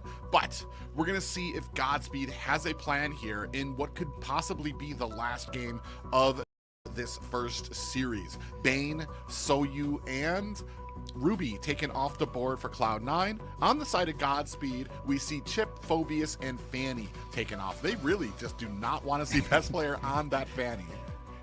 And we kind of mentioned this with that Fanny, with these bans, right? You're limiting yourself on what other options you could ban out. And this is why it's really effective to have a hero, especially a jungler that has such a deep hero pool, because you open up a lot of opportunity across the board for your entire team. There goes Gatat picked up again. It could be flexed into the XP, flexed into the roam. So far, we've been seeing it in the roam, at least for today. And it's been working. So we'll have to see what the response is over there by the side of Godspeed. There's still a lot on the table, though. You have Jungle Prio. You could pick up the Ling right here if you really wanted to. You have Marksman Prio. Even though the Ruby's been banned out, there's picks such as the Harith, such as the Claude, such as the Natan, all of them effective. You could pick up something like the Valentina if you really wanted to put some draft pressure up against Cloud9 being second in this phase. Just a lot of windows for opportunity for the side of Godspeed to turn this around, and there goes that Valentina we've been looking for. Yeah, the one thing though is the drafting is kind of on par right now, because I'm trying to think here is like, what would I try to think to do here is I'd try to maybe go for an early something aggressive, but we saw that in the first game. They had Cloud9 went against a very aggressive early game composition from the side of Godspeed, and they picked up that the Gatakacha to be able to withstand that. He's tanky, he's able to dish back out that damage to the enemy, and then you put on the healing spell on him, and he's going to be able to even, I want to say, pull in what some of Godspeed thought was a sure kill. Even with the early rotations from Divine, they weren't able, they actually lost themselves a first blood due to that engagement. So it's almost on the fence of what you could do. I do like the Valentina pickup here, because it means you're going to be able to make Cloud9 at least consider about some of the ults that they're going to be giving to her, some of the things that she might be able to answer back with. And we're going to see that Ling there for best player. Yeah, you're going to see the Gatat. We mentioned it could be flexed into the XP lane. Usually it's been used as the roam, at least for this NACT fall season. But with this composition that we're seeing from Cloud9, it should be in the XP lane. Cold World is going to be pulling out a trick from Joybaj's book, right? He's going to be pulling out this Cho. We're going to see who has a little bit better of that footwork. Can't wait to see as we jump into the Land of Dawn. But for the side of Godspeed, they're going to pick up the Alpha. It's like both sides is kind of pulling from each other for game number 3. Now, with this composition, we got the Khalid up against the Gatat. I feel like this could work a little bit better for Divine to get a little bit more comfortable in that lane. We kind of mentioned Nats and needing some answers, and I'm going to be keeping a close eye, especially being an XP laner myself, on what happens on that side of the map. But with this Valentina picked up so early, it does provide a couple of utilities that Godspeed can lean on. You have Cold World with the Way of the Dragon. You can use that for some single target CC. You can use the Avatar of the Guardian if you really want to. They are going to have to watch out, though, for this Ling, right? Heavy dive-oriented, also able to pretty much steal these neutral objectives, which Cloud9 has been on top of the entire series. And now throwing a Ling into the mix to be able to get up there with the Tempest of Blades for that invulnerability, that invincibility for a possibly retro still is another component that's thrown into the mix that Godspeed will have to deal with. It's not even just Ling. You're also going to have to worry about Cold World. And we saw against the match against BTK, Cold World able to come in, finds the way of the Dragon onto Zane as he's about to retry. So that put him out of commission. You see him trying so hard because he's CC'd down by Cold World. So that's going to be another answer in there that Shiro and the rest of Godspeed are going to need to be careful of, because we've seen Cold World be able to get in there with those Jeet Kune Dos, get the Way of the Dragon that isolates out the jungler and makes it just too easy for best player to be able to come in there. And we'll see here with the rest of these picks where they're going to go, if they're going to be able to kind of hold it. What I see that they don't have just yet, we do have a little bit of backline dive, and we are going to be able to kind of have a little bit of that tankiness with the Alpha, but what we don't have is something that's going to be able to answer best player if he decides to split push, if he decides to create that pressure in the side lanes. Do we have something that can can get to that side lane quickly and be able to get back to the fight, because you know that's exactly what Cloud9's plan is going to be here. Well, we're seeing a little bit of some tricks coming out the sleeves from the side of Godspeed. Going to go ahead and throw out that Lunox. Should be inside of the gold lane. It's great in terms of survivability with the Brilliance, especially going up against the heavy dive-oriented composition from Cloud9. We've seen Cloud9 kind of mix it up, right? They were playing for more of a, I would say, mid to late game draft in game number 2 with a little bit of insurance. But this time they're kind of being a little bit more risky, right? They're going to try and be aggressive early. And this is where I think Restart is going to shine, especially on this Lunox. It looks like Cyree has swapped, though. This is going to be a Lunox in the mid lane, and it's going to be a Valentina in the gold. I was about to say, I was actually kind of preferring the Valentina in the mid lane, because with the Grok, you're going to have such a fast clear speed, and with how fast that Valentina scales, that means you're going to have some great pressure with that duo rotating to the top and to the bottom lane. But we'll see how well this works out in the mid lane, having the Lunox. I haven't seen too much of it. She's got a decent amount of clear in that mid lane. For me, it's the amount of pressure and how fast we're going to be able to get to those lanes that will be the winning strat here in the early game, at least for Godspeed. Yeah, and Basic going to pull out this 1-1. We don't get to see 1-1 too often. It has made a couple of appearances this NACT fall season. Actually, I believe Basic was the one that actually... No, Zia might have pulled it out once. But this is going to be good if you can get the crossbow of Tang out. But it is a counter on the board, though. With Restart running on this Lunox, he can still proc that Brilliance and pretty much negate the damage that comes out from the crossbow of Tang if he times it right. You mentioned Joy Boss on this Grok. We know he's been super aggressive. We've seen him on the Cho. We've seen him on the Kufra. And this time, can he get it done with the Grok? Yeah, we're going to see here, ladies and gentlemen, Godspeed fighting for their survival in the upper bracket of the playoffs. Cloud9 looking to continue the reign here with a full sweep of their opponents. Hey, the higher you climb up that ladder for the NACT fall season, the colder it gets. And I hope both sides brought some jackets. Godspeed, this is their chance to take this series and turn it back around. If Cloud9 finds victory here, they'll close it out with a clean sweep and knock them down to the lower bracket. Maybe that's the strat. Maybe that's what Godspeed's going for, but we know these teams are all fighting at a high caliber.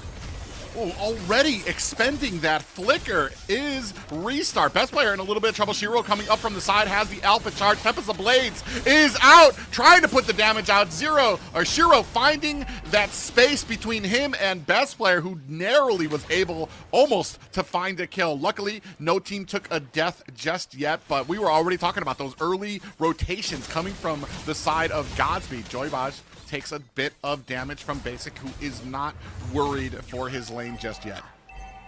Yeah, not worried at all. Now, we mentioned Cloud9's composition. It's a little different than what we've seen in game number 1 and game number 2. This time around, they have a very early game priority, right? They're going to focus on trying to get these aggressive kills. We got to see him play a little bit more passive in game number 1 and 2. Maybe Godspeed, this is what they're looking for, to be able to change up their strategy and find an advantage.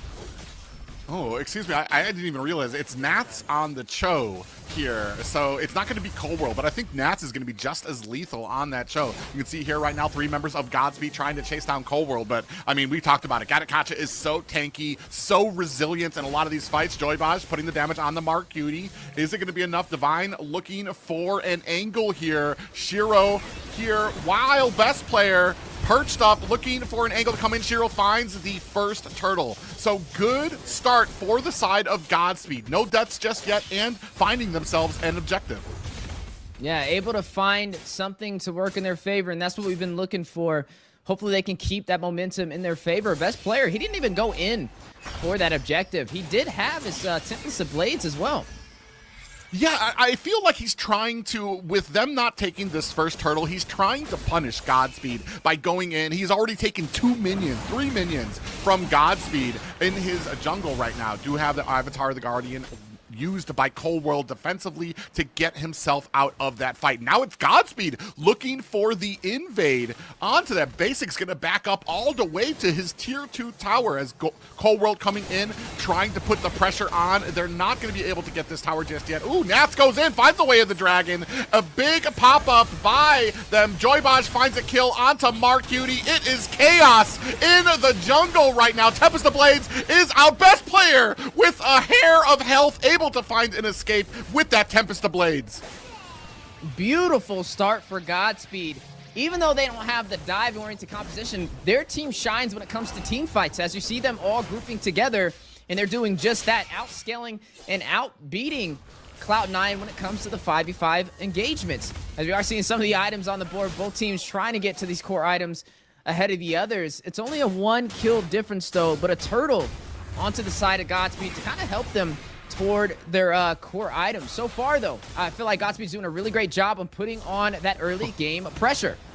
Oh, Mark Cutie able to squeeze his way through. Avatar of the Guardian comes out and Mark Cutie goes down. That was an IMU Avatar of the Guardian. Now the rest of Cloud9 looking to make them punished. Basic finds a kill with that crossbow of Tang, and down goes Cold World. 1-3 in favor of Godspeed, who have found new life in this game 3. Nats comes in looking for the way of the dragon. The team is powerless to help. Tempest of Blades is out. Whoa. Best player finds the kill onto Shiro. Whoa. Then another onto Joybaj. Divine looking to try to get an escape here. Is not able to find his tower. That is a triple for best player.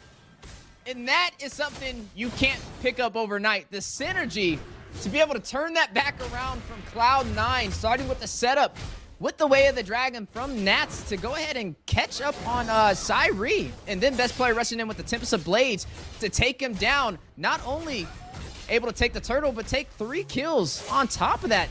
Now taking advantage of the scoreboard, leading the way 5-3, and may be able to take a turret on top of that. You see in both tier 3s on the top side and the bot side, down to about 15% HP.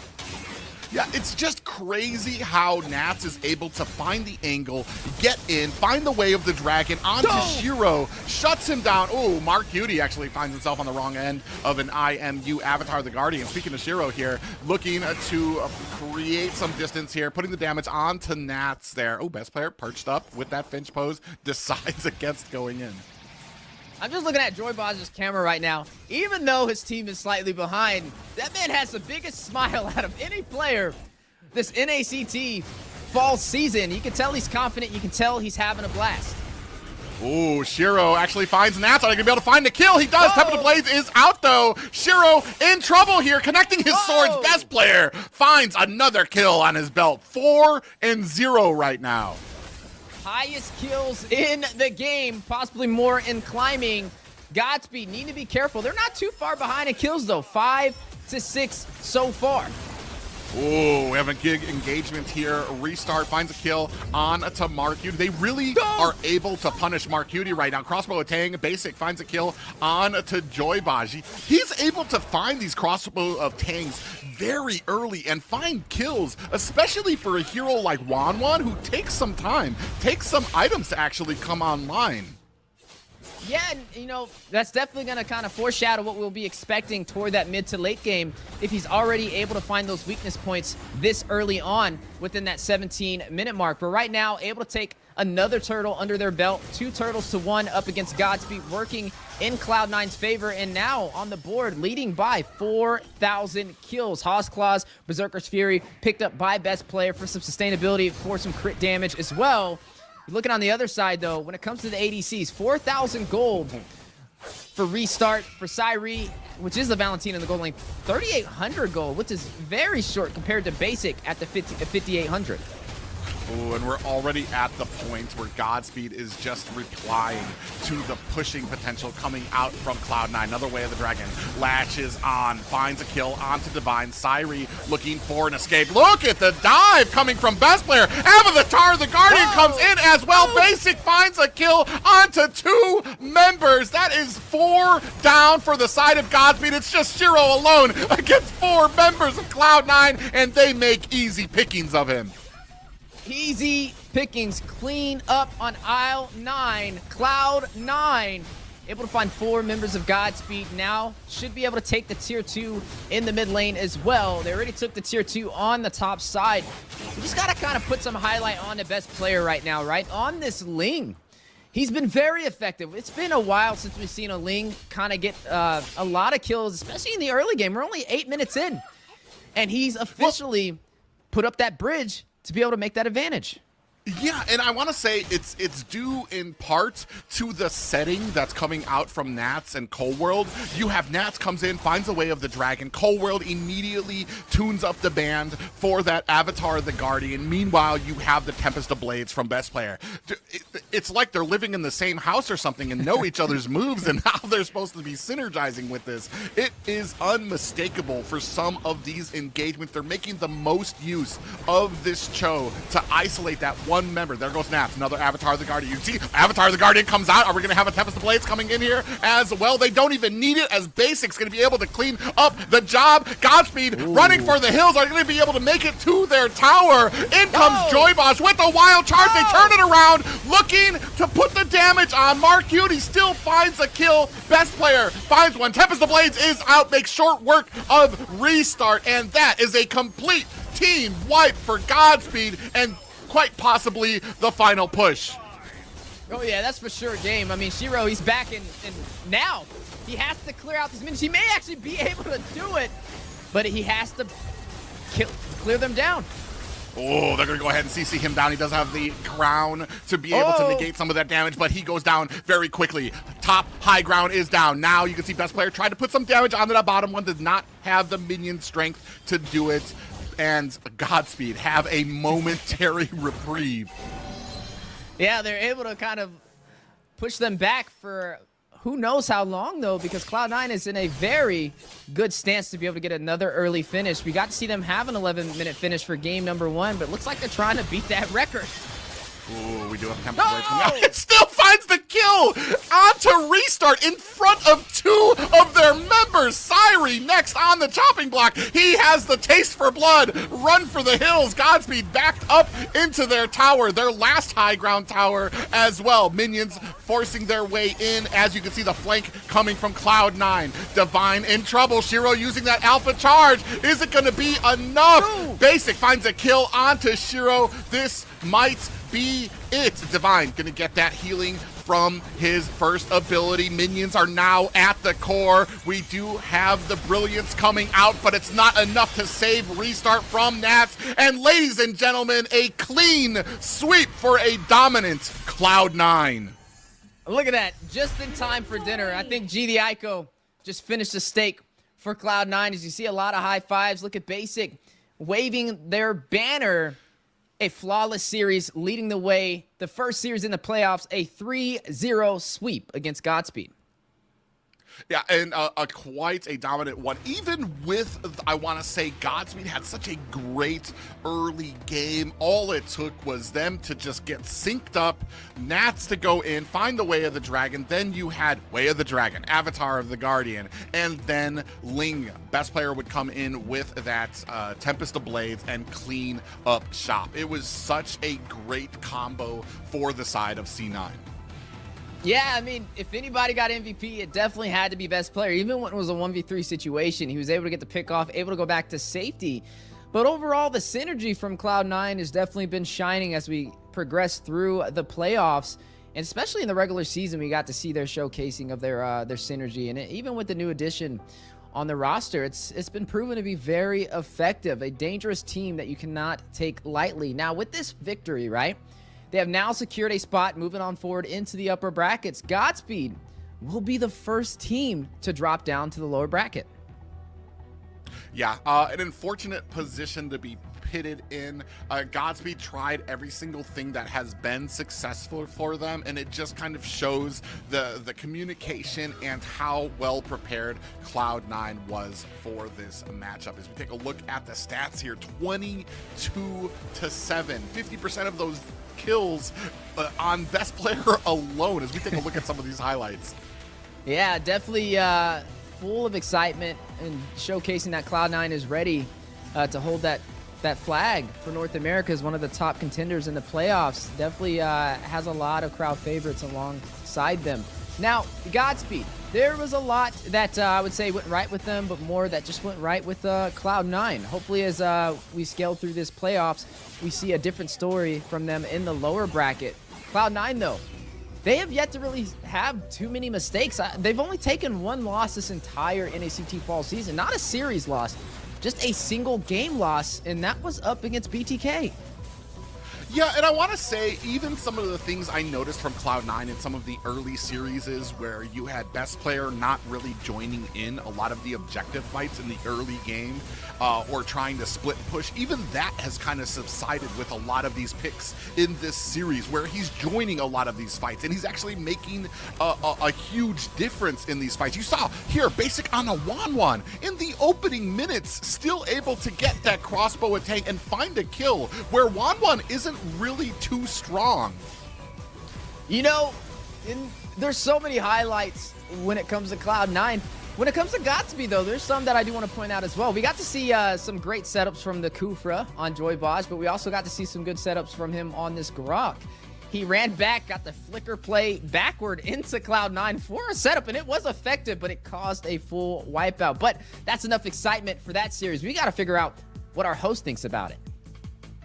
Well, I just gotta say, it seems like without mlbb on the other side, Joybodge is losing a little bit of his grip. His one goal last week was to take down mlbb, and it helped them secure 2 games. But today, for Cloud9, they do secure that victory, and that makes Cloud9 the one team that's only lost 1 game this entire tournament. Yeah, definitely been very effective. They've been the heavy hitters. They've been that #1 seat that everybody's been trying to dethrone this entire NACT, and no team has been able to do that. Only a slight dent, and that was from BTK taking a single win but losing 3-1.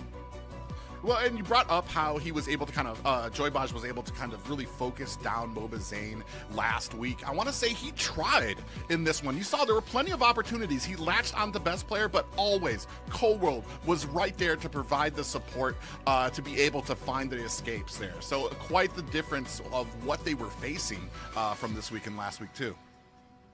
Yeah, like you guys mentioned, it's different playstyle for different teams, and it looks like Joybotch knows his father, Mozane, very well, and it's just not the same strategy when it comes to Cloud9.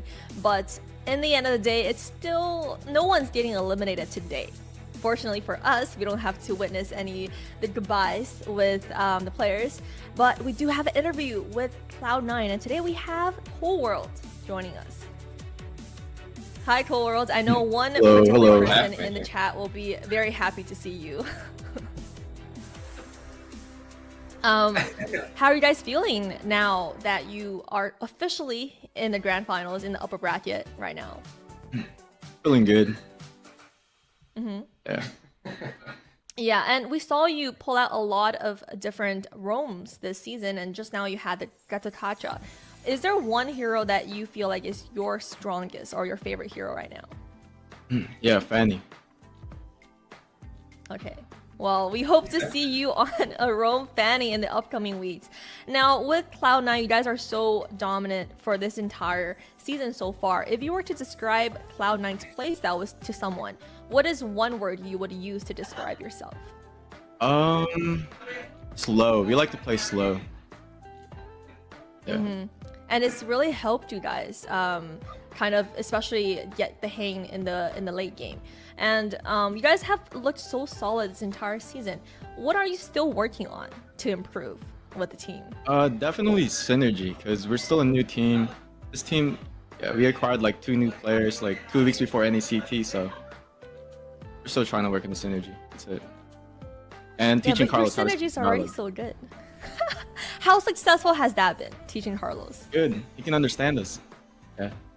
Really? Yeah. Like, what would you say a percentage of how much he understands you guys? 50%. Game related. Yeah, game related. Wow. He understands half of it. Are there any new words that you taught Carlos over the past week? Yeah, but it's not for public. Yeah, I think we're just trying to poke into the lifestyle you guys have been having in the bootcamp. What can you describe to us a day in the life in the Cloud9 bootcamp? Like, what time do you guys wake up, and what does the day look like for you guys? We wake up pretty early. We go on runs, play basketball, and then we play ML, and then we cook steak. That's it. And what is early for you guys? What time? Early, like 12 or 4 p.m. Depends. It depends. That's pretty good. And what time do you guys start playing ML? Whenever, like 8 p.m. It's usually go time.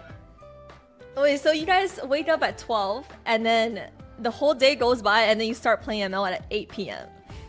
Yeah, it's we have a lot of stuff to do. Okay, it makes sense. And for you, I know that you are still in university, right? So how are you balancing school and right now your life as a pro player? I just study whenever I get the chance to, and then yeah, we don't really play that much ML out here, so yeah. Are you taking classes right now, or because you're living Yeah, in the taking boot camp, classes. right? I'm taking classes. Online classes? Yeah. No, for now, yeah. For now. All right. Well, you guys did great this week, and we look forward to see how strong you guys are next week. And thank you for joining us today. Thank you. Thank you for having me. Yeah, a lot of questions that I wanted to know about the bootcamp life, but I cannot believe they wake up so early just to have the day go by and not play that much ML. That's not what I expected with a bootcamp life. Man, I'll tell you what, they decided to start playing basketball and eating steak as soon as I moved out of Missouri to Florida. I would have been on that basketball court wreaking havoc, man. I'm talking about I would have got a sweep on Cloud9 by myself. But no, I love to see it. Definitely having the boot camp has been very effective. You can tell they're super enthusiastic, and hopefully they can go the distance as they progress through the playoffs. But so far, today has been a major victory for them. Did I mishear? Did he say he wakes up at 12? Yes. Is that early for people? Because when they said early, I'm thinking maybe like 7, 8 o'clock, maybe earlier than that. They're like noon. Sun's been up there. But I mean, man, we know... great interview there with a great group of guys. You know what it is, a schedule for a pro player. So it's different from the normal. We cannot compete. And Cold World is, in fact, the MVP of this series. Yeah, well deserved. I would say a lot of times the roamer just doesn't give the credit when it's due, but this is a time where you can kind of pay homage to it, right? He's been very effective the entire series. The team overall, though, has just been a very great collective unit, even from best player on that on these assassins to Nats on the XP lane, able to kind of outshine and find the counters.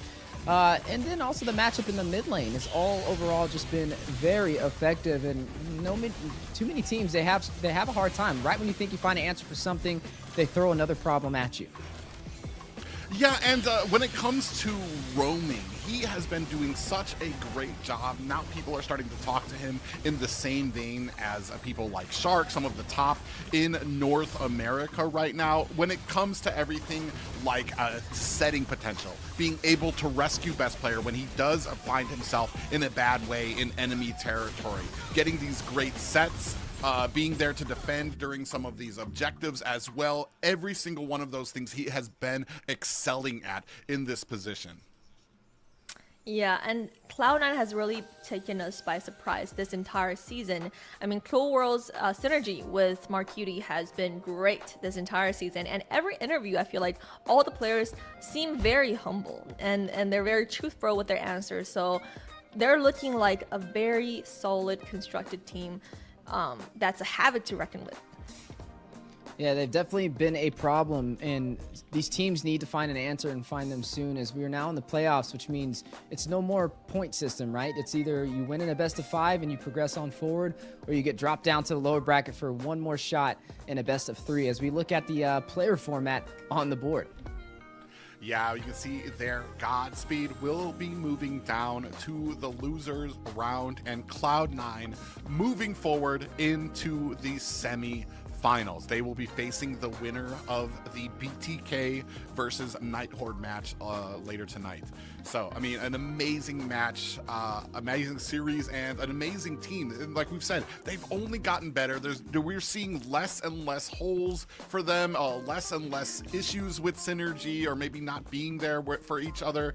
They're still working on it, and they still are working on synergy. So, I mean, that just tells you how much better they are getting and how much more room to grow they still have. And I like the word that Whole World used to describe their team. They're playing very slow. And you can really see how they're slowly gaining momentum every single game and slowly clinching that victory with very solid plays throughout the entire series.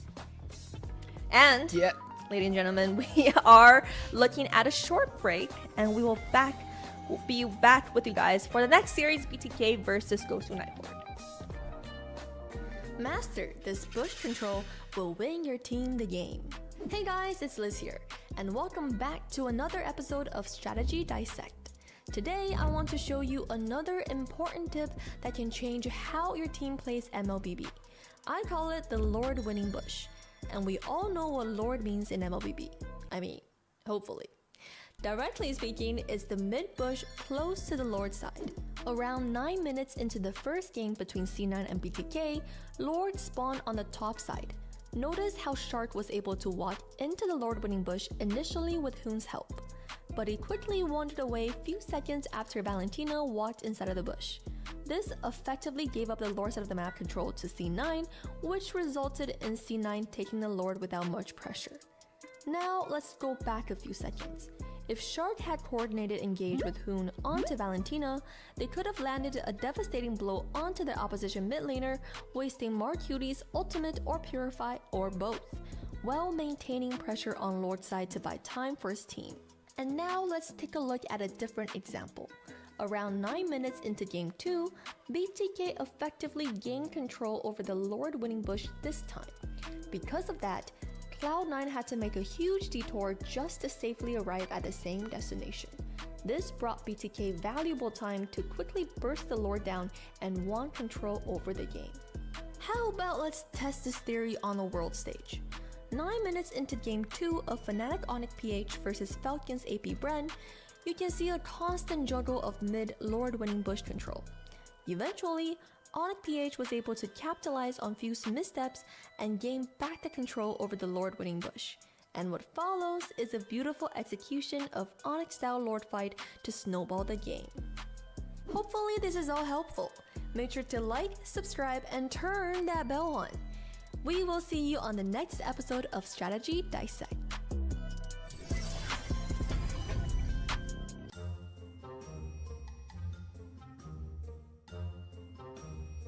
So right here, me and Hun just try to go back, but we get popped a lot. And we try to clean mid, and for some reason, Chao tried to get MOBA, and I cancel the Chao kick. So right here, we don't have any skill. So we try to defend Nolan blue. But for some reason, the Lucy tried to kill Nolan behind, but he missed, as you can see. And right here, we know we're gonna win, because the Tyrael have all. And look at me. 2-man all, they cannot do anything. And look at Nolan. He think that Lucy is Nicolette or something, so he can one-shot her. But that's my cutie, so that the whole different story, I guess. Unlucky. So right here, they did a good play with Mercury. He buy a lot of time for his team, so carry can boost top free goal. We waste a lot of time for him. That's a good play for Mercury. And right here, nothing happened. Yeah. We let the top wave come to our bay. That's fast, and we don't have any clear. We need the one to clear the top, and we try to send Antula to make the Nolan, but we forgot that the Antula. So, but next time I think the 4v should go there to matching the Nolan next time. Yeah, and Antula just come to team fight with us. 4v just stay with Nolan 1v1. So the Nolan cannot split anymore. So it's better for us. Remember to watch us the game BTK this weekend. We lost the first day, but it's not the playoff, so don't worry. We will come back stronger. So make sure to watch PTK this weekend. See ya.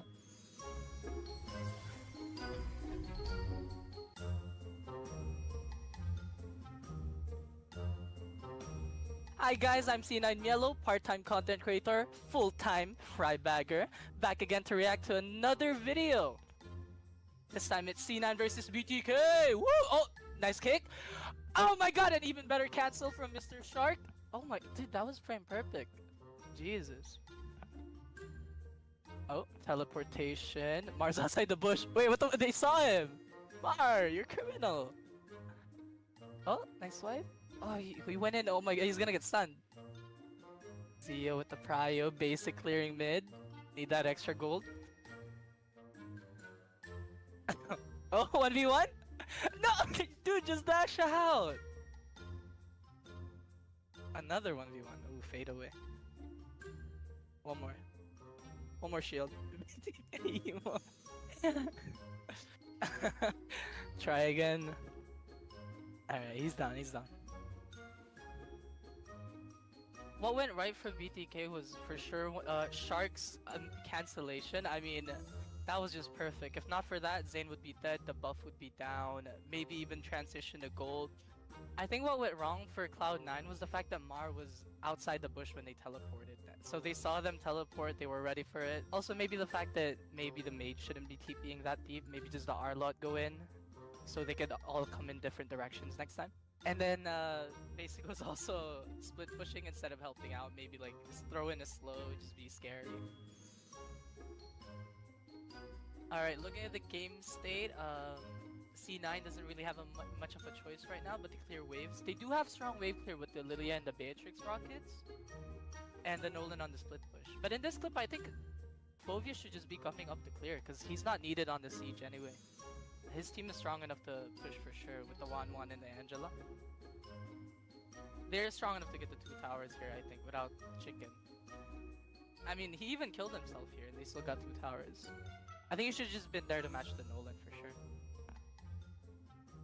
Split pushing is definitely like a valid strategy in this meta, because there's a lot of quick assassins, like Nolan.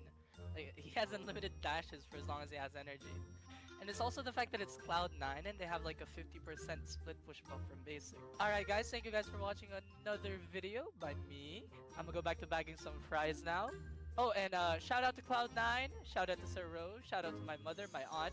20 minutes later. My brother, my half-sibling, my cousin twice removed, my grandfather. Shout out to my fellow fry bagger, Alexander. Shout out to my dentist, Daniel. Shout out to my doctor, Hector. Shout out to the person that took my Chick-fil-A order this morning. Her name was Sarah.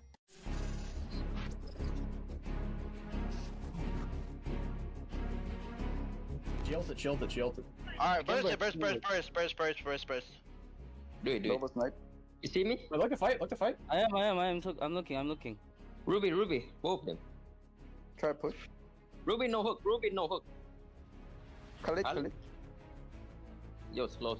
One target. Ruby. Ruby. See that? Nice. Keep going?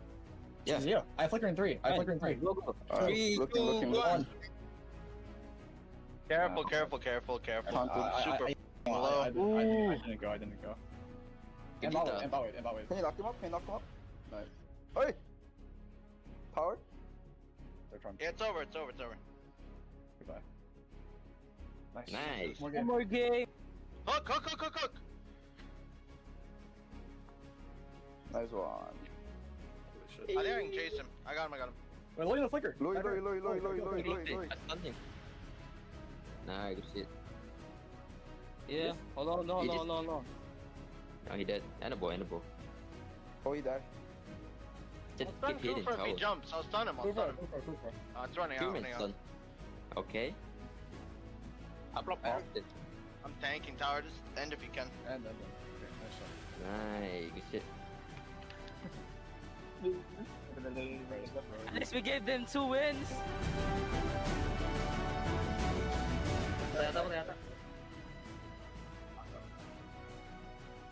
Yo, dog one, together now.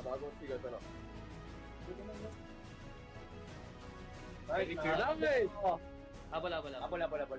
Yo, clock. Tara, tara na. What the? Totado po. Ay, 5 minutes. 5 minutes. Wait, outside, good. Ako muna. 5 minutes. Wala lang ako. Ito ako. Patay mo na natin, Tay. Patayin mo natin, ha? Kill lang. GG. Wait. 1, 2, 3. Dito. 5, 4, 3, 2, 1, go! Do the countdown!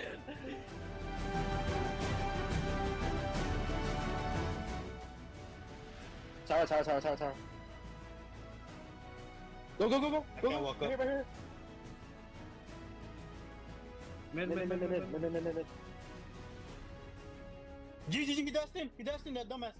GG. Oh, nice.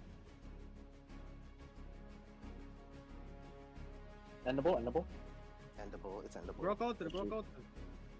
Nice. Endable. Shit, you just one shit her. You just one shot her. Good job. Alright, let's go, guys. Wait, so did we secure top 4? Easy game. Yeah, we did. Yes, sir. Easy game. Yes, sir.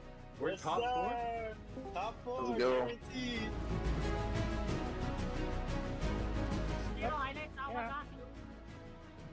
Patayan na niya, tol. Okay, Lordable.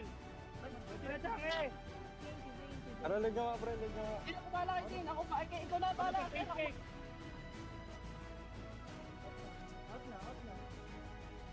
Mid. Sige pa na, pre. Pwede pa.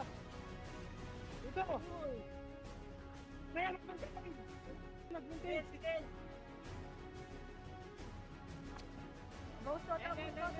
Gusto.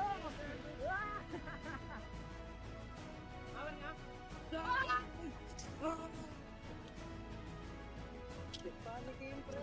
Oh my God. Buti may tiwala kay Sign. Smoke.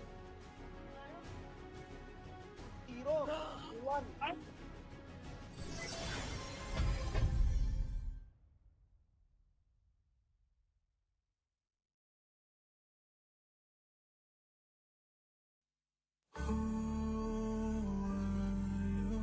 Fighting for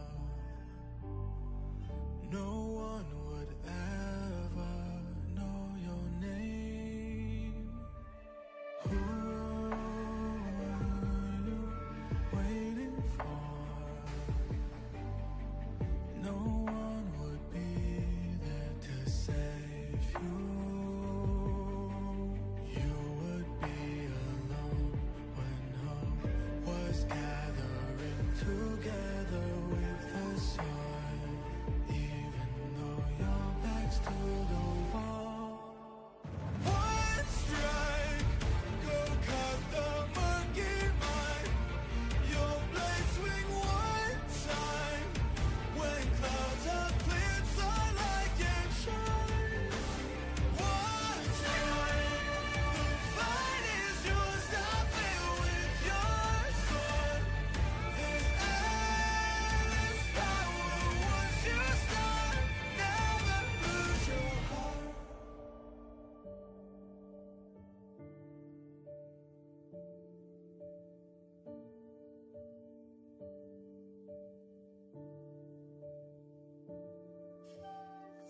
Tonight is dark and the shadows are deep. Who can protect the world? A light of hope shines in the dark. One strike, I swear by people's side. Keep faith just one time. I'm gonna light up all the fire. One strike, for my desire, a light up so bright.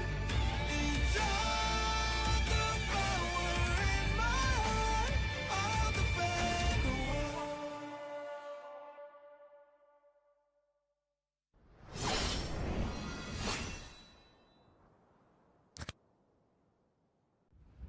A darkness plagues this world. Unseen by mortal eyes.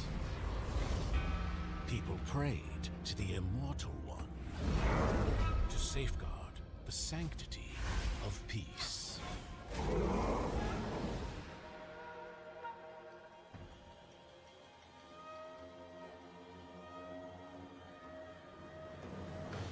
The ceremony's starting! It's Suyo! It's Suyo!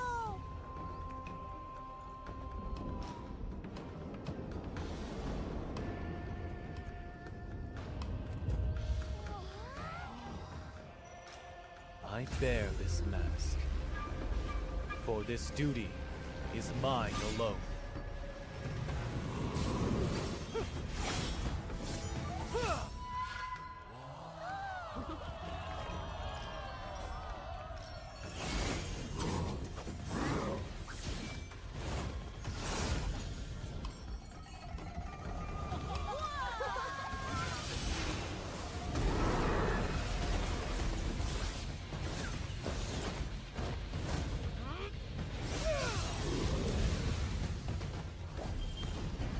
What is this? Is the ceremony over? Mommy, I'm scared. What is that?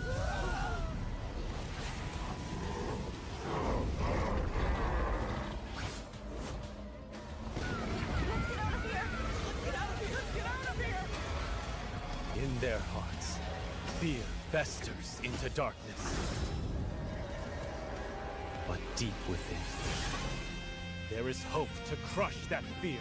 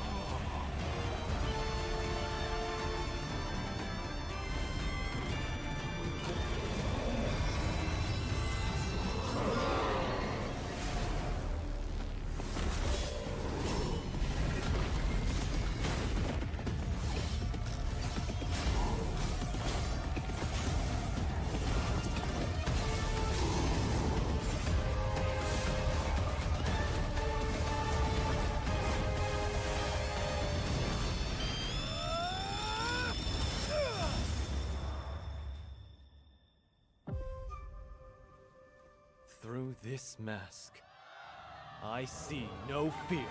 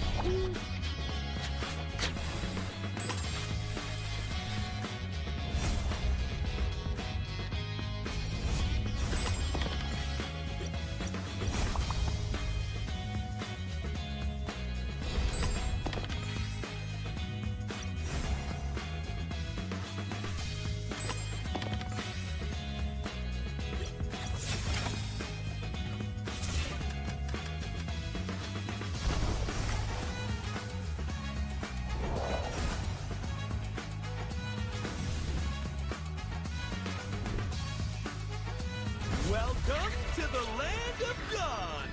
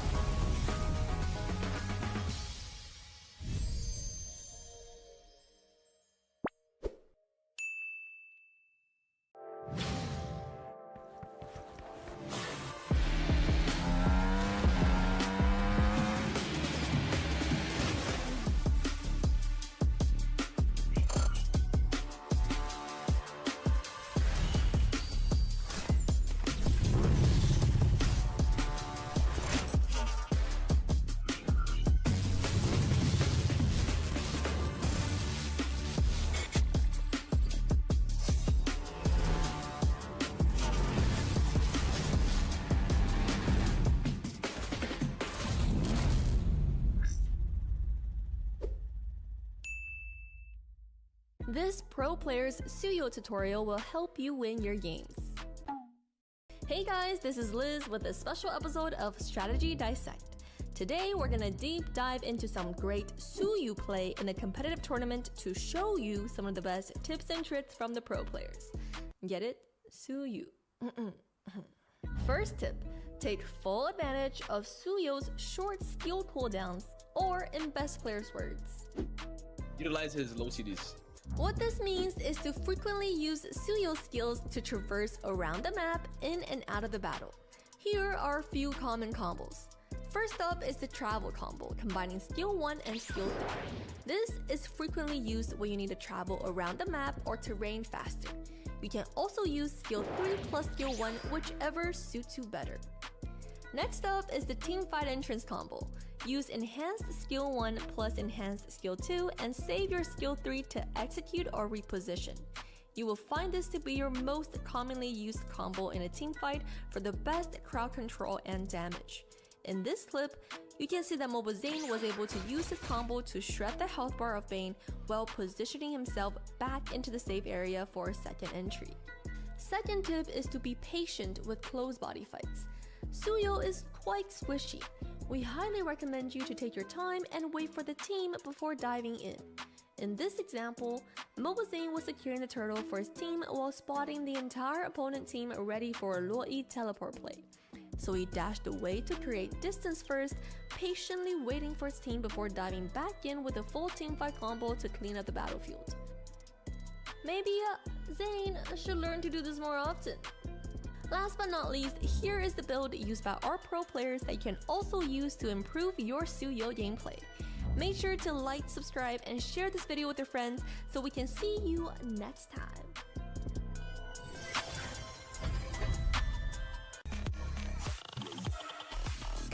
This weekend, North America's top teams go head-to-head. Who will rise to the top? All eyes are on the title as only the strongest will survive. Don't miss the NACT 2024 Fall Playoffs. Stay tuned this weekend.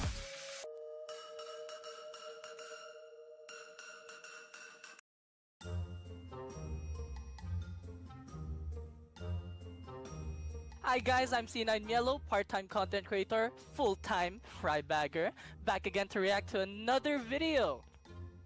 This time it's C9 versus BTK. Woo! Oh, nice kick. Oh my god, an even better cancel from Mr. Shark. Oh my, dude, that was frame perfect. Jesus. Oh, teleportation. Mars outside the bush. Wait, what the? They saw him. Mar, you're criminal. Oh, nice swipe. Oh, he went in. Oh my god, he's gonna get stunned. Zia with the prio, basic clearing mid. Need that extra gold. Oh, 1v1? No, dude, just dash out. Another 1v1. Ooh, fade away. One more. One more shield. Try again. Alright, he's down, he's down. What went right for BTK was for sure Shark's cancellation. I mean, that was just perfect. If not for that, Zane would be dead, the buff would be down, maybe even transition to gold. I think what went wrong for Cloud9 was the fact that Mar was outside the bush when they teleported. So they saw them teleport, they were ready for it. Also maybe the fact that maybe the mage shouldn't be TPing that deep, maybe just the R-lot go in, so they could all come in different directions next time. And then Basic was also split pushing instead of helping out, maybe like just throw in a slow, just be scary. Alright, looking at the game state, C9 doesn't really have much of a choice right now but to clear waves. They do have strong wave clear with the Lilia and the Beatrix rockets, and the Nolan on the split push. But in this clip, I think Fovia should just be coming up to clear because he's not needed on the siege anyway. His team is strong enough to push for sure with the Wan and the Angela. They're strong enough to get the 2 towers here, I think, without Chicken. I mean, he even killed himself here and they still got 2 towers. I think he should have just been there to match the Nolan for sure. Split pushing is definitely like a valid strategy in this meta because there's a lot of quick assassins, like Nolan. Like, he has unlimited dashes for as long as he has energy. And it's also the fact that it's Cloud9 and they have like a 50% split push buff from basic. Alright guys, thank you guys for watching another video by me. I'm gonna go back to bagging some fries now. Oh, and shout out to Cloud9, shout out to Sir Rose, shout out to my mother, my aunt. 20 minutes later. My brother, my half-sibling, my cousin twice removed, my grandfather. Shout out to my fellow fry bagger, Alexander. Shout out to my dentist, Daniel. Shout out to my doctor, Hector. Shout out to the person that took my Chick-fil-A order this morning. Her name was Sarah.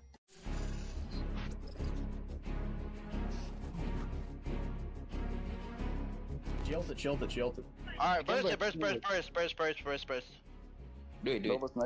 You see me? Look to fight. I am. I'm looking. Ruby, whoop him. Try push. Ruby no hook. Collect. Yo, slow. One target. Ruby. Ruby. See that? Nice. Keep going? Yeah. Zero. I flicker in 3. Go. Right, 3, 2, 1. Careful. Super low. I didn't go. Empower it. Can you knock him up? Nice. Hey! Power? Yeah, it's over. Goodbye. Nice. One more game. Hook. Nice one. I think I can chase him. I got him. Wait, look at the flicker. Low. I stunned him. Nice, good shit. Yeah. Hold on, no. No, he dead. And a boy. Oh, he died. I'll stun him if he jumps. I'll stun him. Go for it.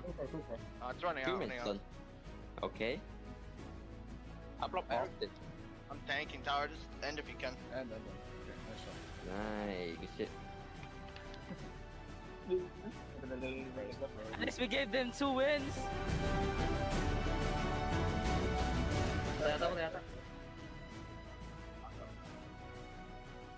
Yo, dog one, tiga sana. Nice, damage! Abol. Yo, clock. Tara. What the f***? Is that? Rosado po. Ayun, 5 months. Wait, I'll swipe, good. Ako muna. 5 man winter. Yo lang ako. Ito ako. Patay mo na natin, friend. Patay mo natin, ha. Kill him. GG. One, two, three. Dito. 5, 4, 3, 2, 1, go! Do the countdown!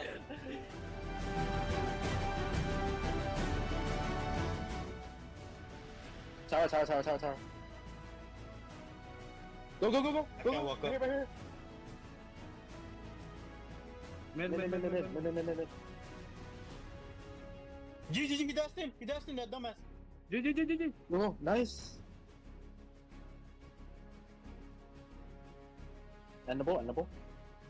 It's endable. Broke out. Nice. Dude, Endable. Shit, you just one-shot her. You just one-shot her. Nice, let's go, guys. Wait, so did we secure top 4? Easy game! Yeah, we did. Yes, sir. Easy game. Yes, sir. We're top 4? Top 4, Let's go. guaranteed.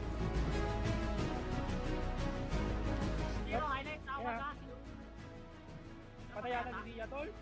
Okay,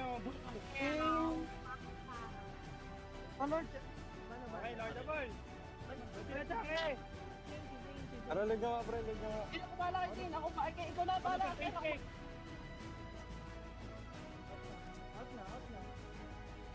Mid. Pwede pa na, pre. Pwede pa. Ito. Kaya nagmuntin.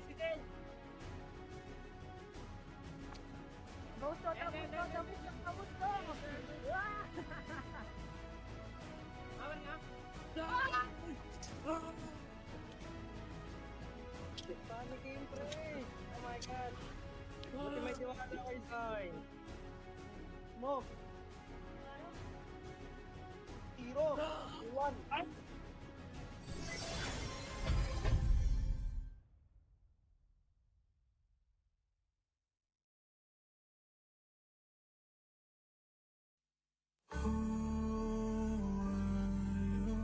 Fighting for.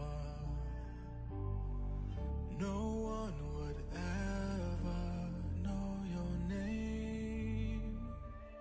Who are you waiting for? No one would be there to save you. You would be alone when hope was gathering together with the sun. Even though your back's to the wall. One strike, go cut the monkey mind. Your blade swing one time. When clouds have cleared, sunlight can shine. One time, the fight is yours. Now fill with your sword. There's endless power once you start. Never lose your heart.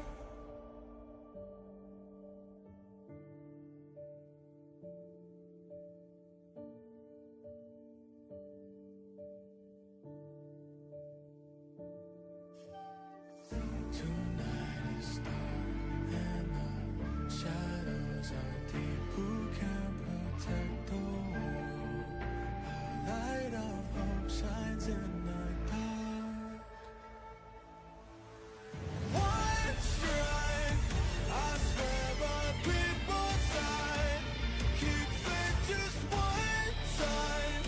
I'm gonna light up all the fires. One strike for my desire, a light up so bright. Inside the power in my heart, I'll defend the world.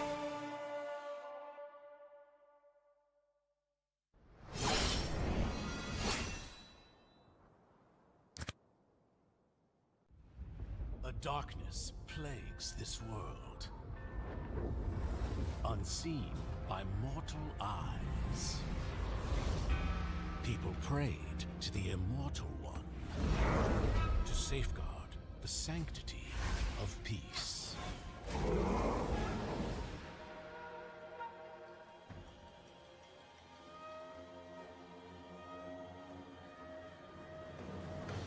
The ceremony started!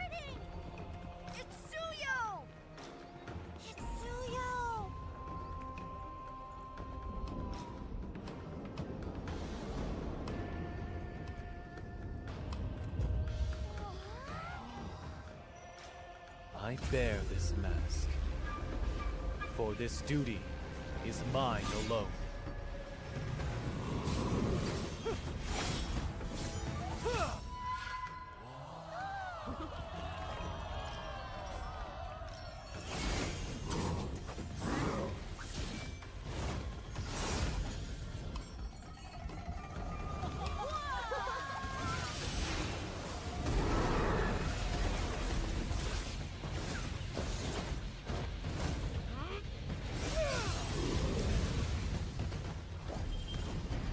What is this? Is the ceremony over? Mommy, I'm scared. What is that?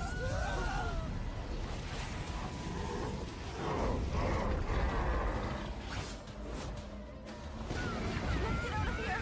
Let's get out of here. Let's get out of here. In their hearts, fear festers into darkness. But deep within, there is hope to crush that fear.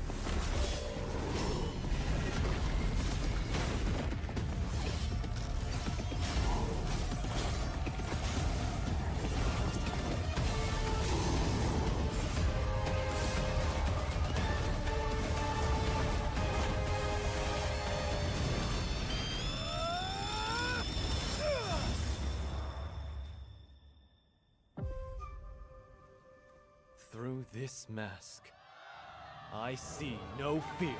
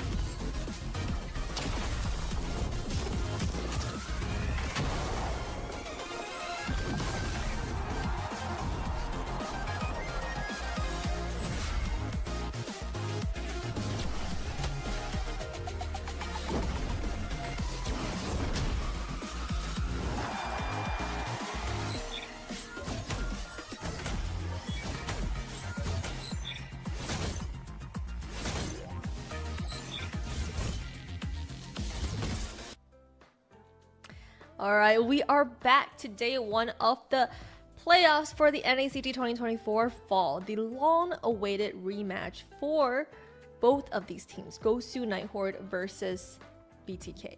Both of these teams want to get their revenge and want to prove themselves of their own glory. I'm your host Liz, joined alongside Private Dancer and Steph Weezy for today. Glad to be back after a short break. We thought it was going to be an hour, but it's a little bit shorter than that. So, hey, here we are back again for our second series of the playoffs. Yeah, thankfully, not as long as a break as we had initially thought. But I am ready, willing, and able to see both of these teams. Like we said, they've already faced once. We're going to see if they have something new in store for this next Hello, series. everybody. Hello, finally, both guys. Of these teams waiting to get their revenge. BTK On the top hour, versus we saw Cloud9 versus Godspeed. Cloud9 with a clean sweep against Godspeed, and now we're jumping into BTK versus Gosu Nighthorde to see if one of these teams can give us something special. Yeah, and that's what we're going to be looking forward to seeing. Hopefully, 3-0 Godspeed. Godspeed. Now competing in a best How of nice, five. No insane, more guys. 4 games in a row, no matter what the score is. There's a chance to sweep a team. Best If of you're lucky, we 5. got to see Cloud9 do exactly that up against Godspeed. Now, BTK up against Gosu Nighthorde. We've seen them face off against each other, right? It was the first debut of week 1 of the regular season. It ended with a 4-0 in BTK's favor. Damn, Liz. Yeah, BTK This really looks set beautiful, the standard guys. there with that first game here, but a lot on the line for Nighthorde. They've made a lot of adjustments, trying to get people in, trying to find the right positionings for them, all for where it matters most, and that is here at the playoffs. And if anybody can pull out something new, I mean, there's a lot of history, especially with the names on both of these teams. Gosu originally being, I want to say, the M1 qualifier for North America, and everybody already knows BTK for that M3 position. So a lot of history between both of these teams and both of the names. Yeah, and a lot of changes has come for the rosters for Gosu Nighthorde, and we're ready to see whether those changes will make the decisive change to the results for today. For Gosu Nighthorde today, we have Mikasa on the XP lane, Oh My Foe on the jungle, Legend in the mid lane, LC1 on the roam, and Dez on the gold lane. So some changes Oh my there. God, Dez my is boy now Dez. into the gold lane, and we have Foe on the jungle. Yeah, this is interesting, right? We've seen There's them kind gold. of rotate their roster around a couple of times in the regular season, and now going to switch it up again. It seems like Yellow is not going to be in as the main 5 again, but going to be kind of back as a sub. Is this going to be the difference that kind of makes them shine, or will it be the difference that BTK can kind of climb on top of? I'm not really too big of a fan on roster changes, especially when it comes to the playoffs, but hopefully it gives them the benefit of the doubt. Oh, wait. Oh, hold on. This just in. Little birdie just rang in our ears. Teleported himself back into the roster. Yellow is now back in the roster, live in effect. Let's see what he does. Just now, we got the update, bringing it to you live, folks. Here, Yellow will be playing here in the roam position. Big things here for Oh Dez. my He's God, actually bro. grown quite the following in North America as a streamer in North America, but not to be done by these fellow streamers. Yeah, we have a full powerhouse of streamers right here. We have Foy Chitin on the XP lane, Zane in the jungle, Hoon in the mid lane, Shark on roam, and Zia. This is the streamer squad. The streamer squad, the double S in effect for BTK. Now, there's been a lot of fan favorites for BTK, right? This is what many would kind of mention the superstar team that North America has been looking for. So hopefully they can bring that competitive nature we're used to seeing when it comes to that BTK name for today's series up against their competitor Gosu Nighthorde. Heavy is the head that wears the crown, and BTK has a lot of history behind the name. And in the last few weeks, I want to say, have had what some might call some disappointing results when it comes up to the matchups. But very lately, they have gone into the same house to get together, to build that synergy, to build that play style with them. And we're going to see how much that comes into play here in the next series. Yeah, very important point here is that they have officially settled into a boot camp of their own very recently, and we are so excited to see how that plays out for their cameras as well. Like, how are they fitting in that one spot? But for the viewers, we do have a giveaway for you guys on the screen. Make sure you scan that code to get you inside of the game, like Weezy said, and type that code in for 40 tournament chests to unlock one of these. Yeah, make sure you claim it while it's available. Like we mentioned, it's not region locked. It's first come, first serve. 40 up for grabs. Who will be able to claim it? Make sure you get one. It might actually be 39, as I think Liz might have taken one herself. That's Dang it, Liz. Very quick on the draw. And for those of you who might be watching this on your phone, fear not. There is a link in the description of the stream for you to go ahead and click on and enter that code yourself. Like we said, you got to be quick. In the description of the stream for you to go ahead and click on Let me phone. try Fear not. and see if I will get something. PHS 14 MLY.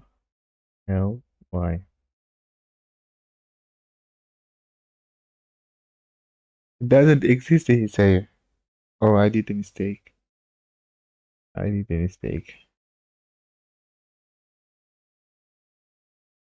Best 14. Okay. Having 9 now. Okay, incorrect. PS S14 MLY. Actually, it is. What the heck is going on, guys? It doesn't work. It's saying error. Oh my god. What a scam. 39 because Weezy already claimed it. What yeah, a we're trying scam. our best to make it as accessible as it is for you guys to claim one of these rewards, to make sure you're always tuning into the stream and unlocking these prizes. And for the next match, guys, BTK has a lot on the line. Both of these teams actually have a lot on the line. For BTK, it's more like last week. They really disappointed a lot of the fans with their performance, even though they secured that victory. However, for those United Horde, none of these teams want to be dropped down to the lower bracket. So I want to know what you guys feel about this matchup with your predictions. Everyone voted for BTK. As expected. Oh my god. Well, I mean, when it comes to numbers, when it comes to statistics, you know, that's half of our job as casters. The other half is just having fun. We got to see BTK go up against Ghost Unite Horde in their debut week 1, and honestly, with the gameplay, the skill gap was just too far for me to try and give them the benefit of the doubt. Now, I do hope that they scaled through the regular season. That's what the regular season is for, right? To work out those kinks, to iron them out, and to come back a little bit stronger. But it's up to them to change that narrative, and hopefully they can do exactly that today. Yeah, here, the big thing for me is something that I harp on every single time we get to this point in the season, when teams take that formula that they oh my god, don't elect me. Change it up. And here, I'm just, like Weezy put it earlier, I'm just not a fan of kind of changing things around. I would like to see you lose a little private bit of dancer, like his BTK, profile, a team like that, you're gonna want that all potatoes, all the advantages pictures. Well, But I guess he doesn't like it change anymore. what's working, but the question is whether or not what they had before was working. So let's find out if the changes is what they need to clinch a game from BTK. Draft is ready. Take us to the He draft. doesn't want to do it anymore. Broken, don't fix it. As we are seeing BTK go up against Night Horde for our second series of the day.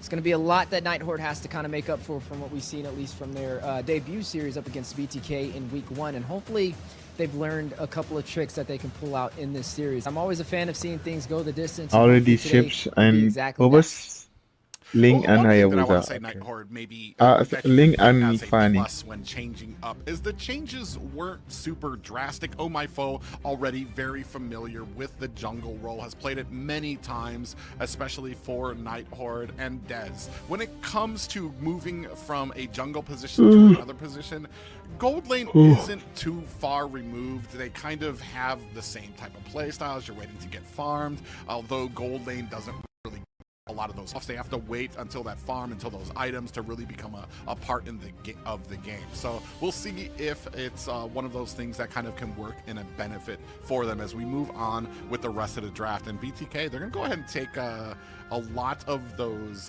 big skill and technical mechanical heroes like Fanny, Ling taken off there, and then as we've seen, Gatakacha has been playing a huge role for a lot of these teams, especially with that early game dominance. Speaking of dominance, something we have to shed some light on too is the difference of BTK grouping up and actually camping this one out for the playoffs. It's going to be the first time we've actually seen them do a boot camp during the NACT to make it into the grand finals possibly. It just shows you how seriously the competition has risen from previous NACTs. And it's definitely something to be proud about. Now, you mentioned the attack, definitely being that both sides are going to have to look out for. Another threat that's on the table is that Khalid. We got to see a couple of answers from it with our first series, though. We got to see the CC put up against it, able to out-rotate it and kind of shine, and maybe that's something that Night Horde may be able to put against it. They do have Jungle Prio as well. Since they are second pick right now, they can pick up the Hayabusa is available, the Julian, so much, even though the Ling's been banned off the table. Even the Valentina here, again, to provide that draft pressure going forward. Well, and I like the ban See here. you. You take out the big counter for Khalid in the early game, and that's the big tankiness of the Gattacacha. And But with that, an answer, Nighthorde's going to go Juicy. ahead and pick up the brand new mage coming out. And actually, they're picking up the I want to say the newest 2 heroes that came onto the roster here with Soyu and oh my god, help me out with the name, 'cause I'm gonna mess up Zuxin. Whew. I almost started seeing smoke coming out my ears there. But that's going to be very interesting, and I'm very curious to see how well these two mold together. Especially with the new jungler here. You talked about it earlier. He only has 3 abilities, so he doesn't have that ultimate that he has to wait for. So he's going to come online and be, I want to say, he's going to come online a lot earlier than some of the other junglers, except for maybe Julian. Looks like they're going to match that. Yeah, it's Bro, going to be the first I time might I think have we've to seen go both of the new low with heroes this. on the same side of the board as well. So I we'll don't have to see want how it that to synergy stop. kind of builds. Now, we've seen the Suyu previously with Moba Zane running that in the jungle, and it was very effective. The Juicin, or Juicin, as you would say, it's so hard to know which way, because like I remember when we were in MSC, they told us Juicin, but then you hear other people say Juicin. Maybe you guys can let us know. Throw the pronunciation out there in the chats so we can figure that out. But it's going to be interesting seeing them both there, right? They can get online very early, very effective, and it's something that could put some pressure on to BTK going forward. Speaking of BTK, Zane is going to be picking up that Julian to run in the jungle. Yeah, I want to say there's a lot of early game for the side of BTK, which is going to match well against what the Nighthorde has over here, especially with the mage side. I want to say, like, a lot of the CC that she can dish out, she doesn't really become too lethal until that mid and late game when she's able to kite, when she's able to lift your team up pretty much on cooldown. And so here what we see from BTK is a lot of early games. They're going to want to put a lot of pressure into that mid lane to make sure that she never does get the farm that they want. Yeah, and speaking of farm, we got to figure out what the ADCs are going to taken off the table. Hera taken off the table. The Alice could be a potential threat to look out for either side. The Claude still available for the picking. What's different about this composition versus what we've been seeing at least all day today with the first series is it's not heavy dive eccentric, right? It's not really one side is just going to go in for the early game. I feel like there's answers for both sides to be able to take this first objectives and also play a little bit more passive. Now, the Khalid, we got to figure out, is this going to be an Edith put into the XP lane to go up against it, or are they still going to flex that into the roam position and possibly pick up something like the CC? Well, that's a good point, too, is you don't know where this Edith can go. On paper, even in the XP lane, it does well against the Khalid because even the healing that he can do with his first ability, he gets knocked out of it if he gets popped up. So it could be a good counter for that, or like we said, it's good for when it comes to some of these flexible picks, which I want to say in the first draft, we didn't see too much fluidity with it. It was just outright, you know where these picks are going to be going. You have the assassin picks, you have the mage picks here. Here we have something a little bit more flexible from the side of Nighthorde to kind of hopefully keep BTK on their toes when it comes through this draft. All right, I saw Zuxin, so we're gonna call it Zuxin. Zuxin, there we go. Zuxin is now in the building. Hey man, we got to get it right, okay? But as we are seeing some of the picks on the board, yeah, right there with you. I love seeing what's paired up against this Khalid because I'm also adding to my notebook on possible counters to kind of work against that heavy threat that's been dominating so far. Now, we got to figure out what's going to happen in the ADC, right? Do you go more for magic? Do you pull out that Alice to be a threat? We've seen a Val put into what is the happening gold lane today, which is a little bit of a surprise. I thought it would have been the Lunox. There goes that Hylos, though. Debut Hylos for the playoffs. This is going to go over to the side of Night. Still kind of crazy how both of these heroes could be flexed. This could be Hylos in the XP lane, Edith inside of the roam. But what I'm probably going to expect is the Edith maybe, going into the XP lane to go up against that Khalid, maybe a little bit easier to pull that off. Yeah, I'm definitely expecting it to be the Edith in the XP lane, and then Hylos to kind of bring in for a lot of these objectives that he can throw out that glorious pathway, charge into the enemy team, try to create some of that distance. It depends on how well he's going to be able to execute that with the rest of Suyu really, I want to say he's kind of a question as to how well he can hold that objective when it comes. I want to say maybe a little bit better, especially when he has that kind of spirit form around him. He's got a little bit more defense than I believe you would have with the Julian would holding an objective. Speaking of objectives, BTK getting creative for the first match of the second series. They're going to go ahead and pull out this Guinevere. We haven't really got to see this showcased in a while. This actually may be a debut Guinevere for the entire NACT fall season. It should be in the roam position for Shark, possibly going to use that spatial migration and some violent requiems for some AoE setups that BTK can kind of rely on. Yeah, it absolutely is a debut of Gwen. This is the first time we see an NACT period around it in the roam position, and with that, an alpha pickup for the side of Nighthorde. So alpha going to be in the marksman lane, it looks like. Yeah, it's gonna be interesting. An alpha in the marksman lane up against. Hey, we've seen a Valentina in the gold lane. Now we're gonna see an alpha. I'm just gonna stop guessing who's gonna go where. Just let the players do that for us and see how effective it may be. Now, the only problem that I have with the alpha in the gold lane is I feel like it's great when it comes to team fights, I guess. Ilias jungle, but when bro. it comes to pushing This guy turrets trolling pushing for the sure. game out, that's where I feel it'll be a little bit more of a challenge. Yeah, Considering you room. don't have your traditional marksman. Oh no, to kinda maybe lean in on, yeah. especially going up against a player like Zia who talent. thrives on the carry, who's definitely going to look to kind of chunk into the fighter and the tankier build. And there's 3 heroes that the Speedy Light Wheels can shred: the Alpha, the Hylos, and the Edith. Yeah, that's the thing for me too, is when it comes to this composition, especially on the side of Nighthorde, we don't have the traditional, I want to say, marksman damage that we have, but we do still have kind of the auto attacks when it comes to Mikasa's going to be on this Edith, so when he goes into that Primal Wrath form, he is going to be able to kind of chunk down towers if he needs to, if that's needed for them with this and this damage. But ladies and gentlemen, we are going into game 1 of BTK taking on Gosu Nighthorde. A massive game indeed, as this is going to determine who is setting the pace for this series. Whoever wins will be moving forward into the semifinals of the NACT fall season. Whoever loses will be dropped down to the lower bracket to face up against Godspeed.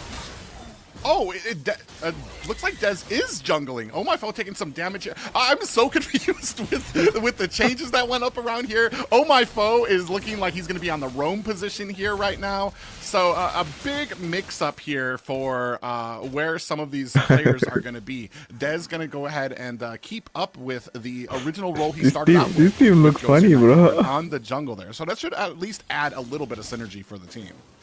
Yeah, we're going to be seeing the Zeus in the gold lane. Oh my god, that's a blood. Oh, and just like that, Mobazane comes in for the first blood. They're set up by the pop-up from Shark. Yeah, a little unfortunate. Oh my, foe out of position prior to the turtle spawning on the board. You know, this is just in from production as well. The Peters Gosu Nighthorde, their plan, they have a new strategy that we don't really see too often. They're going to be switching roles pretty much every single game. Yeah, I'm trying to keep BTK on their toes. Right now, though, I mean, it's 0-1 first blood. Did go over them to, oh, and you miss. Mikasa just misses to try to find the pop-up there on to fly to chicken. Meanwhile, Des working on this turtle. Is he going to be able to find it? A great push out there. And Mobazane going to be able to find the first turtle. Mikasa in trouble, finds the pop-up there, and gets himself out of harm's way. Has the Primal Wrath. Is that going to be enough? Mobazane gets caught. Dead. Legend finds the kill. Fly Chicken able to answer back onto Dez with a kill of his own. And oh my, foe finds the glorious pathway, but Shark is right there to find the pop-up and the Violet Requiem. Yeah, oh my, foe falling yet again. I don't know what is happening right now. He needs to kind of be careful. He definitely doesn't want to help BTK scale in the early game. Zane getting a little overly aggressive himself, trying to chase that kill. Leads to a death. Now going to be 3-1 on the board. BTK also having a turtle in their favor to give them a little bit of that boost in the economy. Yeah, I mean, right now, 3-1, a little bit of a boost. I mean, it's honestly, I don't want to say it's a little bit. It's 1K in the early game, which really does speak a lot for how well BTK is doing right now. Pulling you can see them right now. They're trying to pre-game the invasion from BTK. They're already pulling that purple buff into the bush to try to hide it gold. so that they don't have I mean, Suyu gold. Mobazane here already working on the jungle of his opponent. Oh my foe dives in there after two of them. In comes a yellow shark with the spatial migration. Finds the pop-up onto Oh my foe. Hoon does miss with the freeze. The rest of Nighthorde looking for an escape. In it comes the sandstorm from Fly Chicken. Finds the kill onto Oh my foe. And a legend. Looks like he was creating the space. Did have that ultimate out, but it was not enough. They threw out a hook and Gosu Nighthorde grabbed it. BTK able to extend the lead now 5-1. 2 kills on the board for Chicken on this Khalid. Highest kills in the game, but 5 assists going over to Hoon. He's had an assist for every single kill so far. Now a 2,000 gold lead. You are seeing the turtle spawn in as well. Both sides ready to take the battle, but who will be able to claim this objective?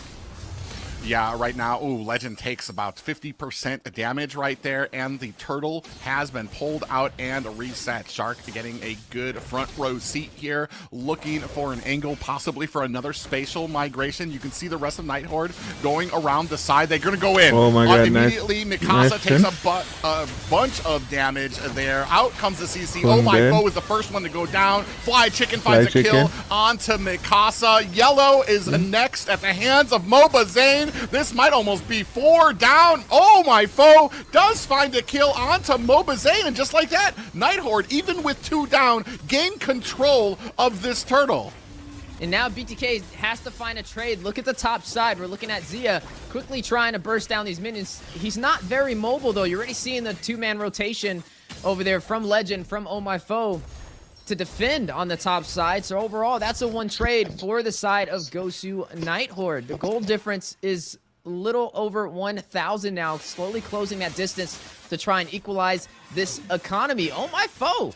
He was very aggressive in the early phase, but he has 2 kills now under his belt. He actually has the highest kills for Gosu Nighthorde. Yeah, and I want to say a great job by Nighthorde. They took 2 deaths, but still the team was focused on the target that they wanted, and that was Mobazane. Without Mobazane, BTK was not going to be able to contest this turtle. They immediately had to flee, and Nighthorde picked them up an objective here. Trying to even it out. It's still a 1K lead for BTK. Yeah, I see the Impure Rage on Yellow BC as well. This is going to be that Zeuskin inside of the gold lane. We've seen it flex so many times this NACT fall season, but it's going to be pairing up against Zia on this carry, who definitely has a lot more range at his disposal, which is going to force him to play a little bit safer. You're going to see the golden staff picked up by Zia as well for some additional attack speed. Chicken on the 2v1 oh my god, though, nice. narrowly able to escape. But He Dez read and that Mikasa quickly. Dez, as soon as Dez came in there, he was ready. Had the flicker out there. Even used his Raging Sandstorm to back out. Now you can see all the damage. Zia doing work up at top. That's the one thing that's probably going to be a big problem for Nighthorde as we move into the mid game, as we start getting into the late game, because nobody has been able to stop Zia. They haven't been a threat up there, and he's just continually getting his items. Yeah, able to get those items, trying to scale. We know how heavy a carry can hit in the late Shaka game. is not with them, right? Right now, already having the golden staff at his disposal for some additional attack speed. We are seeing another actually, turtle spawn on the table. This is the 3rd turtle of this game. The second one went to Nighthorde. The first one over to BTK, who will be able to take the 3rd. Oh, from the back line, they're going to go ahead and engage onto Nighthorde. You're going to see if Mobazane able to find the turtle as well. Now he's going to join the fight. Dez is in trouble behind Fly Chicken and Mobazane. They do find the kill there. Picks that up. Shark uses the spatial migration to escape. Oh my the rest of Nighthorde and Mobazane dives in, finds himself a kill onto Oh My Foe. Now sitting at 3, 2, and 4. A major victory for BTK, not only able to take a turtle, but also able to take 3 members down from Gosu Nighthorde and a tier 3 turret on the bot side and the top side. Right now, they're finding all the answers. Gosu Nighthorde slowly digging themselves into a hole they may not be able to climb out of. They need to find a trade. Yeah, a trade. They're at about a 4K gold loss, a deficit right here, and they're getting their towers pushed in right now. A great objective pick I up am there laughing by at them. BTK, and it's starting to show where the damage is starting to come in. Now they're able to push forward It and feel like here on the Night Horde. They're looking for an opportunity. man, I feel Unfortunately, they sleepy, don't bro. find one, but the patience is something to kind of put out there. But this is where I'm a little worried, right? The later this game goes, the easier it'll be for BTK to push through and close it out. I mean, you have Zia on a carry. You have, what, 3, 4 fighters, 4 frontline heroes that carries should be able to burst down with ease. Oh, can they? Oh, Mikasa finds himself on the wrong end of a spatial migration, followed by the Violet Requiem. Wow. The rest of Nighthawk Legend comes took a lot of damage. In comes Fly Chicken. Fly does Chicken miss miss. the ult, earns himself a stun for his efforts, and the rest of Night Horde back up to their tower. Conceal play out there. Shark looking for an angle while Mobazane is clearing out the jungle. Yeah, and then also the tier 2 on the bot side does fall as well. So the map bleeding blue right now for BTK. Tier 3 will fall in the mid lane alongside all of this massive advantage that BTK has been stacking. There goes the Corrosion Scythe, the Golden Staff picked up by Zia, working for that core Trinity. Ooh, I think he's dead, Mikasa. And No, they do find he a stun survived. on a Teflied Chicken. Lord is out, and it looks like BTK very quickly going to turn their attention back down. I'm not sure if they're going to go for it, but they're clearing up the lanes as they move. Just a smooth, well-oiled machine here. All right, guys, as we go in here, Zia putting the damage on there. That's going to go ahead, set them up for this first Lord. Zia doing a great job now trying to put the damage on there. Fly Chicken trying to protect him. Mikasa coming in from the side. The rest of Night Horde here in tow as the Lord gets pulled out and reset. Mobazane comes here, greets the Lord up here to the side, does reset it. They're looking for a fight with the rest of Night Horde. Chicken and Zia on the back end, trying to watch the flank here as both teams kind of vying for position here right now. Both teams trying to be patient, not make a mistake, not dive in for a fight that they are not ready for. And you can see both teams trying to do their best to kind of keep these minion waves at bay as well. From the bottom, Zia gonna go ahead and clear out the bottom. Mobazane cleared out the mid before he starts on this. Oh my foe, keeping the watchful eye on the Lord. Oh, they do lock on to Mikasa, who dives in deep. That might be the first mistake from the back end. Fly Chicken gets tossed up by Legend. Is that going to be enough? The rest of Night Horde is backing off, and that's going to give a clean Lord to the side of BTK. Able to extend this match even more in their favor now with this Lord on their side. They should be able to take the remaining tier 2 turrets. Go to Night Horde, forced to be very passive this game, and not having a traditional marksman is not really working in their favor. Not to mention Dez is having a very hard time in his jungle. Just look at the invasion plays from BTK, putting pressure all across the map. Well, for me, it's like they don't really have that late game insurance, that late game burst that's going to come through, unless you're kind of leaning on Mikasa. But like right now, you have Zia starting to come online. All BTK needs to do is use that heavy front line that they have, get the CC down, allow Zia to do his work with the speedy light wheel, and there just really is not an answer on the side of Gosu Night Horde, as BTK just moving from one lane to the next like clockwork. Yeah, and the clock is definitely ticking and not in Gosu Night Horde's favor as BTK is looking to push open the base. Ooh, Glorious Pathway comes out, and that is still... Oh, they actually take down the Lord before the tower comes out. Chicken dives in under the tower, earns himself some CC of his own, and there is a nice Violet Requiem that comes out. Zia finds the kill onto Mikasa. Still not really able... Oh, Shark! He's going to get lifted. Fly Chicken actually has to go in to defend Shark to get him to safety. So they do protect some of these... Oh, as I say that, I was going to say they protect the high grounds, but that's going to be the mid-high ground that goes down for Night Horde.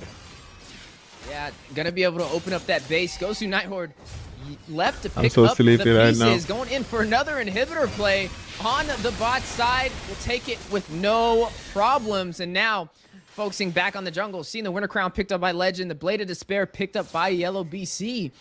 Yellow BC, though, it's been hard, right? You're running on this Zeusin, and it's not really been effective this entire game. On the other hand, though, it's been helping Zia kind of thrive. He's able to fight from a distance, not really too worried about Gosu Nighthorde being able to even dive in on him with the pressure that BTK's been providing. Yeah, and I'm kind of wondering about this the Suyu pick, if it was something that was part of their composition, part of their plan, or if simply it was there to take it away from mlbb, as we saw how great he was in the last game of the series last week on the new hero. Because they're just not able to find it. We do have a concealed play in here. Hoon guided by the rest. Oh my with God. a flicker comes in there, find themselves an airborne Mikasa. Hoon with the cleanup there, and is going to go ahead and put those auto attacks out from the backside. Oh, my phone comes in, but is greeted by 5 members of BTK who put the boots to him. And now with these 2 minions, are BTK going to be able to close this up? A lot of CC diving onto Nighthorde, 50% on the core. They do find a kill onto Dez. It's just Legend alone, and that is going to be game 1 to BTK. A major victory to be able to start this series in their favor for their debut in the playoffs for the NACT fall season. 16-4-35. BTK able to reign supreme. They were able to just ease through a lot of these objectives with little to no problem. It looked in the beginning like Gosu Nighthorde had some answers, but the later the game went, you could just definitely tell a little bit of a push from BTK's side, just overwhelming Nighthorde's composition. Well, and with a team like BTK, I want to say that early game is the big thing. You can't just hold the line against BTK, because that's all they're looking to do is to extend the game, especially with a composition like that. They're just looking to extend it to a point where they're going to be able to pop off with their power spikes, where they have the Trinity build for Zia, where mlbb has gotten where he's able to get his items on the Julian as well. You need to be making progress forward on them, because once they hit that power spike, they are a snowball, they are a wrecking ball that is coming through, and there's very little you can do to stop them. Yeah, look at the tower damage, 0% all the way across the board. Oh my God, objective 0. Overall, pretty much that's insane. Game, from the Bloodthirsty Kings. Jumping into game number 2 for the side of Gosu Nighthorde. I mean, I just really wasn't a fan of the guys. I need to see what people are saying. More traditional, especially up against this carry. We got to see a lot of damage dished out over there by Zia as well, and no focus to really dive and take him down. So I'm wondering overall what at least they haven't making for pushing that or forcing that Suyu into the gold lane up against the carry. We just have yet to see it, and when you do these drafts that are at least what we're not typically used to seeing for this or in the regular season, even just NACT wise, we got to see why do you pick this up. So maybe back to the drawing board is where Gosu Nighthorde needs to go. Well, and it's one of the key points when drafting outside of the box is that you need to still respect what is inside the box and why it is there, why the meta is a certain way. And right here, you kind of saw that, especially once it started getting to the late game, there was really no recourse for the side of Nighthorde to actually be able to answer back. They didn't really have that damage in the late game. Nobody was getting fed, and nobody was really answering Zia, who was basically solo pushing up at the top. Yeah, and that's really a problem, especially with your ADC, especially with a carry who just thrives on the frontline heroes to be able to shred them down. A tank burster, as you see in the synergy from BTK, able to push through the mid lane, able to take majority of the inhibitors, and then close out the game with an early finish. Definitely kind of raises the question on how will Gosu Nighthorde respond to this, right? I would definitely say having a more of a unorthodox draft should not be something they're going for. They need to go for something that's a little bit more staple meta. It's kind of like what Liz said opening up the stream today. If it's not broken, don't fix it, right? So hopefully they find an answer, and I definitely think it's going to start within the gold lane.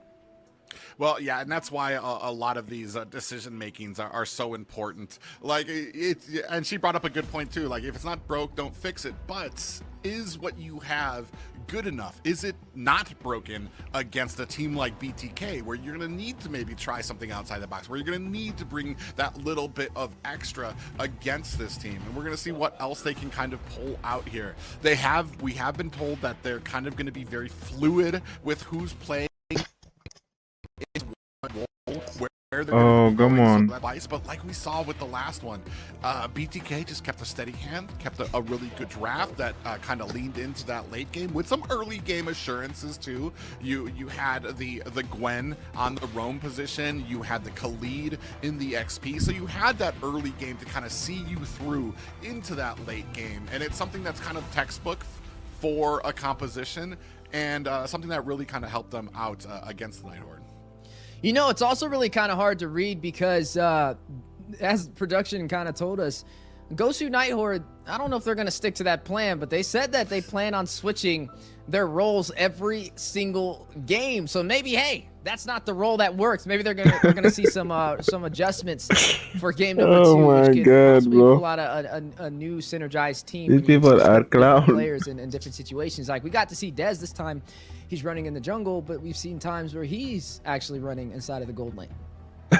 Yeah, and I mean, it's something at least. It's something that you, like I said, you're up against a team like BTK, pull out all the stops. Why not try something different? And that's what they're trying to do here. So, and it makes it, I want to say it's a little bit more exciting. We don't know where any of these picks are going to be going. So it's kind of interesting to try to theory craft once these picks do come up. And like we were talking about, a lot of the good drafts has kind of, they're good because of the fluidity of the picks. You don't know where they're going to go. So you have to plan for 2 different things, like those Edith early picks, or the potentially sometimes the Hylos or something like that. You don't know where some of them are going to go. On the side, Night Horde's going to go ahead and start off with the Matilda ban, and yeah, BTK answers back with they have the Fanny and the Khalid taken out. Yeah, the Gatot still available for Gosu Night Horde to pick up first if that is a game plan for them. The Phobius is still on the board as well. Now going to be banned out from BTK. Not going to let that one go with ease. But do you pick up the Gatot here? A lot of teams kind of prioritize that. But no, they're going to go in for the chip instead. So they're going to add some mobility on the board for them to be able to kind of keep BTK on their toes. Yeah, this is something interesting because of the map presence that chip provides. Do we answer that with map pressure of our own? We've seen that Hoon is very flexible, very fluid when it comes to the Lu Yi. We can bring that out there, but no, BTK can very immediately answer. I mean, I've seen it talked about that Zane has really been favoring the new hero, so you're going to have Gatakacha out there as well. That's a lot of good early game assurance for the side of BTK. Yeah, we've seen him kind of dominate in the jungle with the Soyuz, so maybe the same story for game number 2 if Night Horde takes it lightly.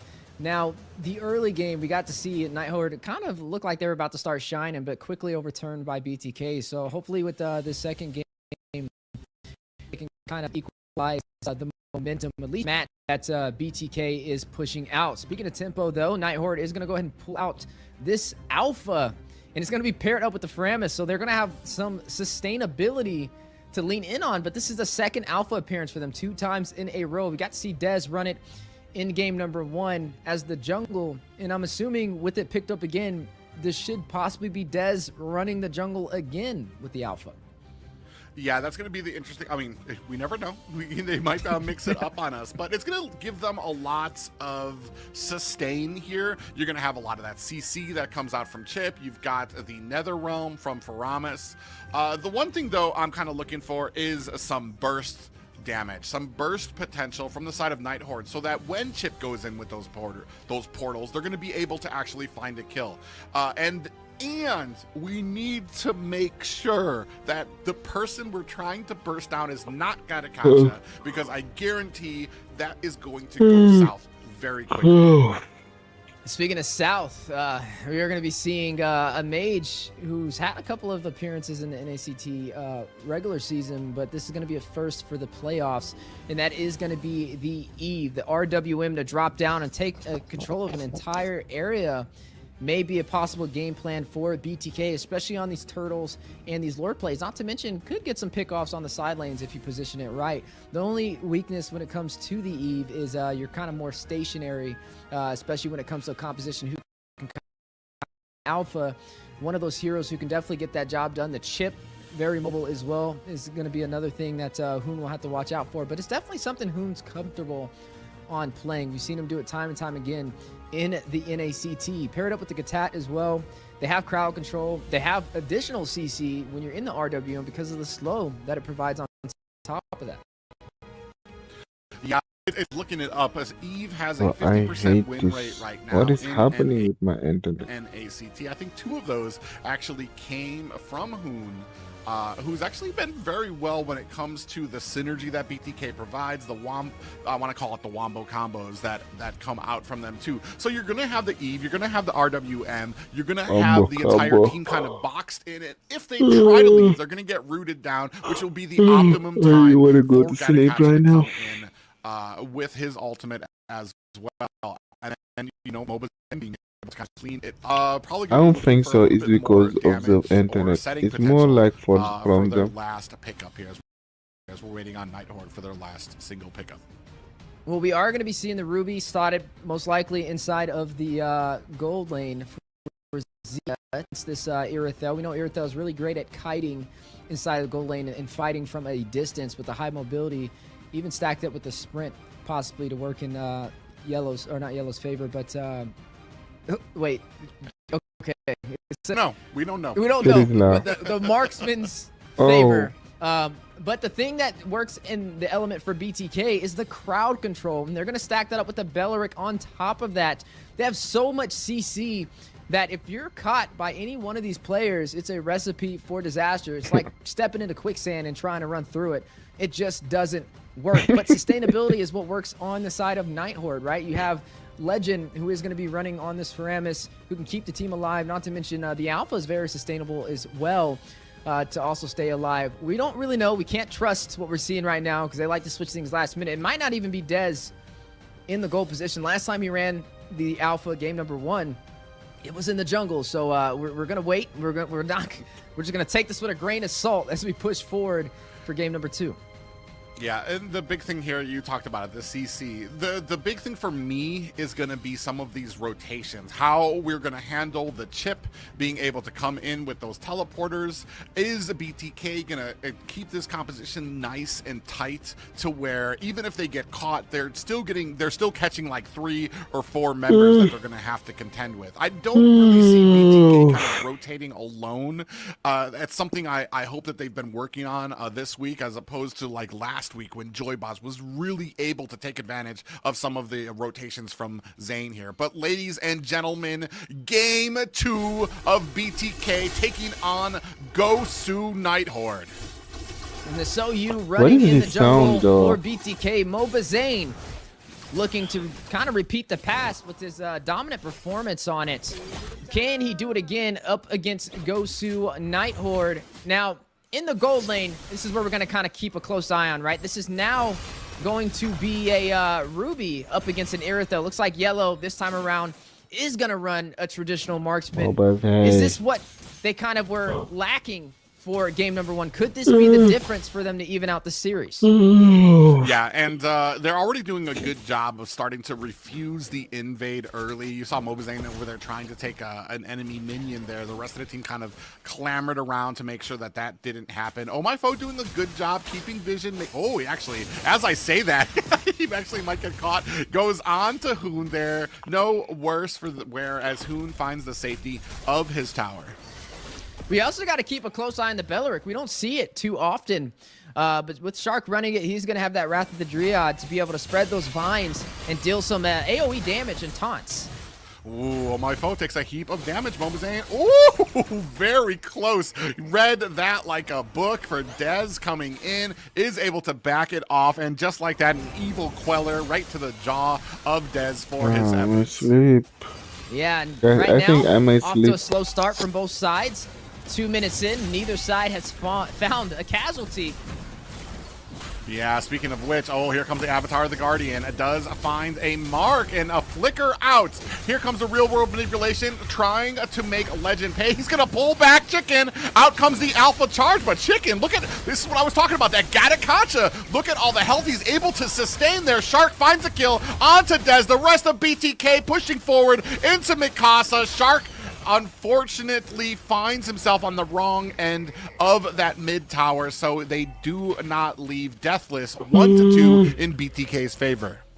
But that's a trade that I would take any day. I mean, they only lost their roamer in that engagement, and they can definitely afford that, especially on top of taking a turtle, which is going to give them a lead up against Gosu Nighthorde for the 3-minute mark. Now up by 1,000 gold.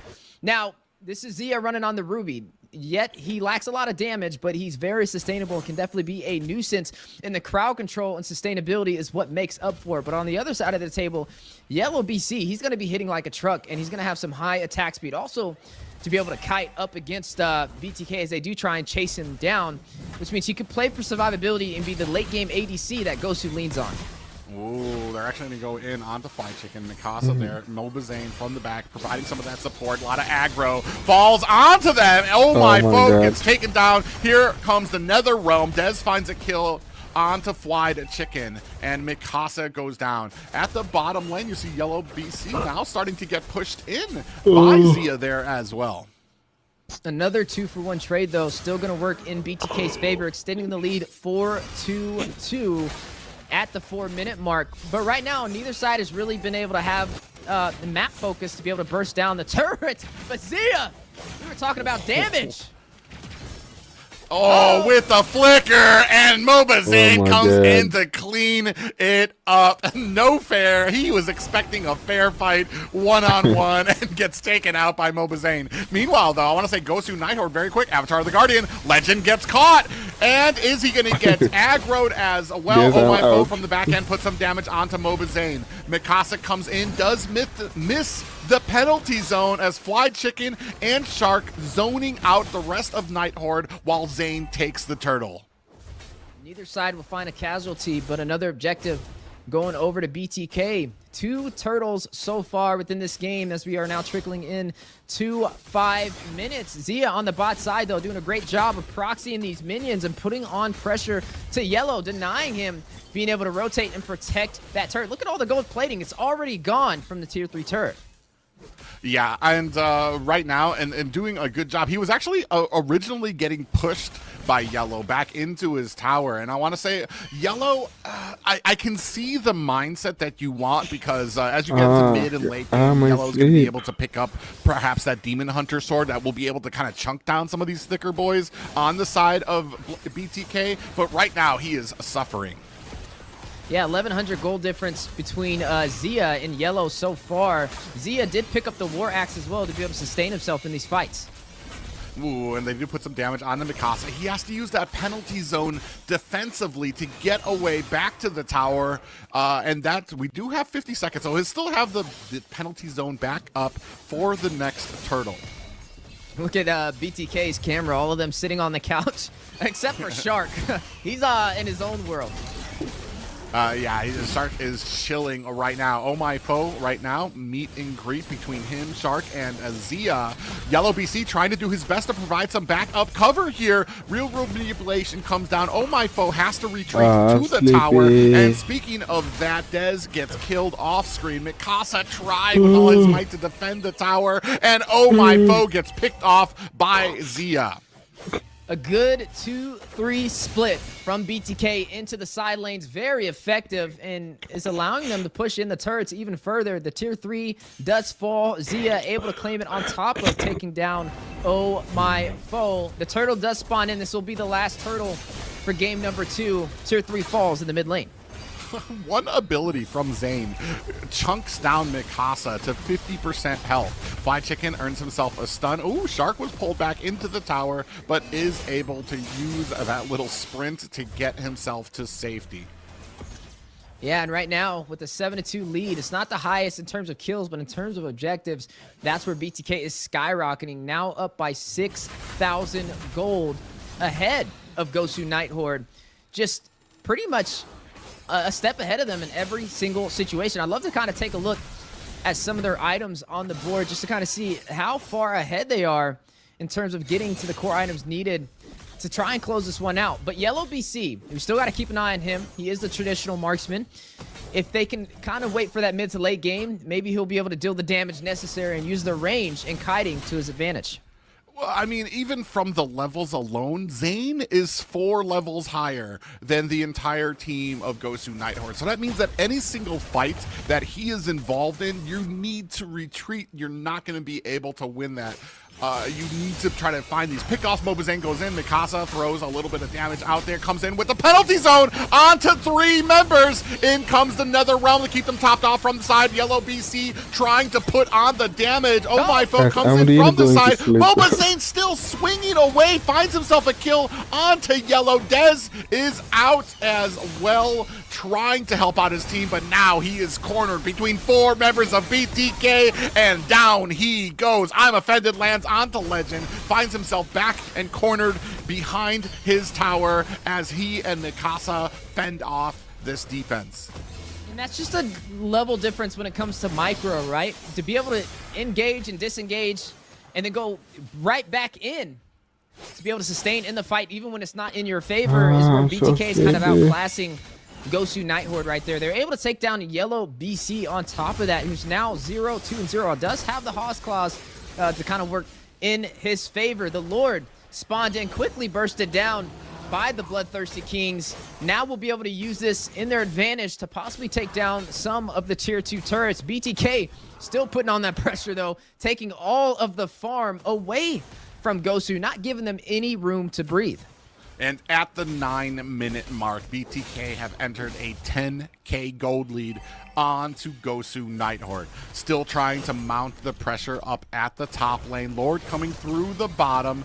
The rest of Mikasa and the Legend, the 4 of Nighthorde trying to fend this off. They're at the very least most likely going to be losing this mid tower to be left to only high grounds. And especially with as tanky as they are, Shark's not really scared. There's nobody here that can burst him down. Mobazane coming in from the side. Ooh, a little bit of a taunt there coming from Shark. And down to only the high grounds we are on the side of Nighthorde. Yeah, we did get to see the Great Dragon Spear picked up by Yellow BC, so we will have a little bit of that CD reduction in crit that could work in his favor, but the clock is definitely ticking, and BTK trying to close this out. Yeah, they're now starting to mount some pressure on to this Lord, down to about 10%. He actually got very far into this core. I want to say it's past 50% there. Oh, we come in with the penalty zone. Avatar the Guardian is out, misses the mark. Fly Chicken does not find it. Hoon finds a kill onto Mikasa with that real world manipulation. Oh my foe goes down as well. And BTK enforcing their will. It's just Yellow left there, 50% left, and that is a full team wipe and another BTK victory. And a fancy finish on top of it. The Bloodthirsty Kings holding their crown for this series. Now up 2-0. One more game to go, and they could match the pace of Cloud9. Yeah, and a great game played by them here for that finish as well. And I want to say, I commented, I said that Fly Chicken missed his mark with the Avatar of the Guardian, but what he was doing was zoning out the rest of Gosu Nighthorde to push them back while Hoon had them locked in with the real world manipulation and was bursting them down. So I want to say a well thought out and nice synergy coming there from BTK, and unfortunate right now for Nighthorde, who have not been able to find their leg against BTK. Yeah, it's just all the elements that they have at their disposal they're using up against Gosu Nighthorde, and it's been transitioning well in the Bloodthirsty King's favor. Like you said, the RWM for the ground control, but then also Chicken as a distraction with the Avatar of the Guardian, forcing everybody out of that inhibitor turret and needing to spread out to not get set up. But if they stayed in, they'd get set up inside of a RWN, and that would be more kills to work in Hoon's favor. That's 2 wins so far, and this is going to go down as potentially the fastest game we've had today between Series 1 and now sitting at that 10-minute 27 mark. BTK trying to close this one early. They are ready to go home. But it's great to see the synergy coming together for them. And right from the get-go, very little, I want to say, there were little signs. Yellow Yellow in the early game was able to kind of push back Zia on the Ruby, but as soon as like reinforcements came there, they were very quickly able to overwhelm some of these lanes, even to the point that Terizla wasn't able to do much. Even came in a great penalty zone onto 3 members, but by that time, BTK was so far ahead that none of these fights were really mattering. I was talking about it before. Zane was sitting at 3-4 levels over the highest member of Gosu Nighthorde. When we were looking at some of the gold leads there, he was about 4K up himself. 4K up on the highest member of Nighthorde. And this is one of the things we've talked about for Zane for years, is his ability to farm. No matter what's going on in game, he's always able to get the farm, keep his farm up, and keep that going forward. You know what's interesting too is a lot of teams have been banning out the Soyu, but Gosu Nighthorde, it looked like they thought they had a plan for it, and maybe just kind of sticking to the staple meta in terms of drafting should be what they focus in on. I mean, you can clearly see it's not a hero that you want to let go with ease, especially if you don't have a proper plan to defend up against it. We didn't see a plan right there. I mean, Zane, he went through that entire game without a single death, able to kind of thrive, put on the pressure, and rack up those kills. Maybe jumping into the third game, and potentially a last game if they don't find some answers soon, they should ban it out.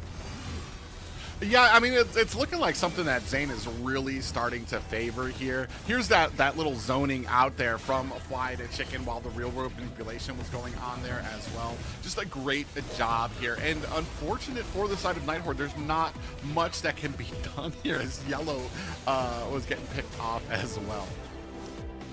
Yeah, now Private, here we are yet again, kind of similar to the first series of the day, right? It's 2-0, potential for another sweep. Now, I always say it, and I still stick by it. I want to see this go the distance. I want to see something that goes all the way to a Game 5.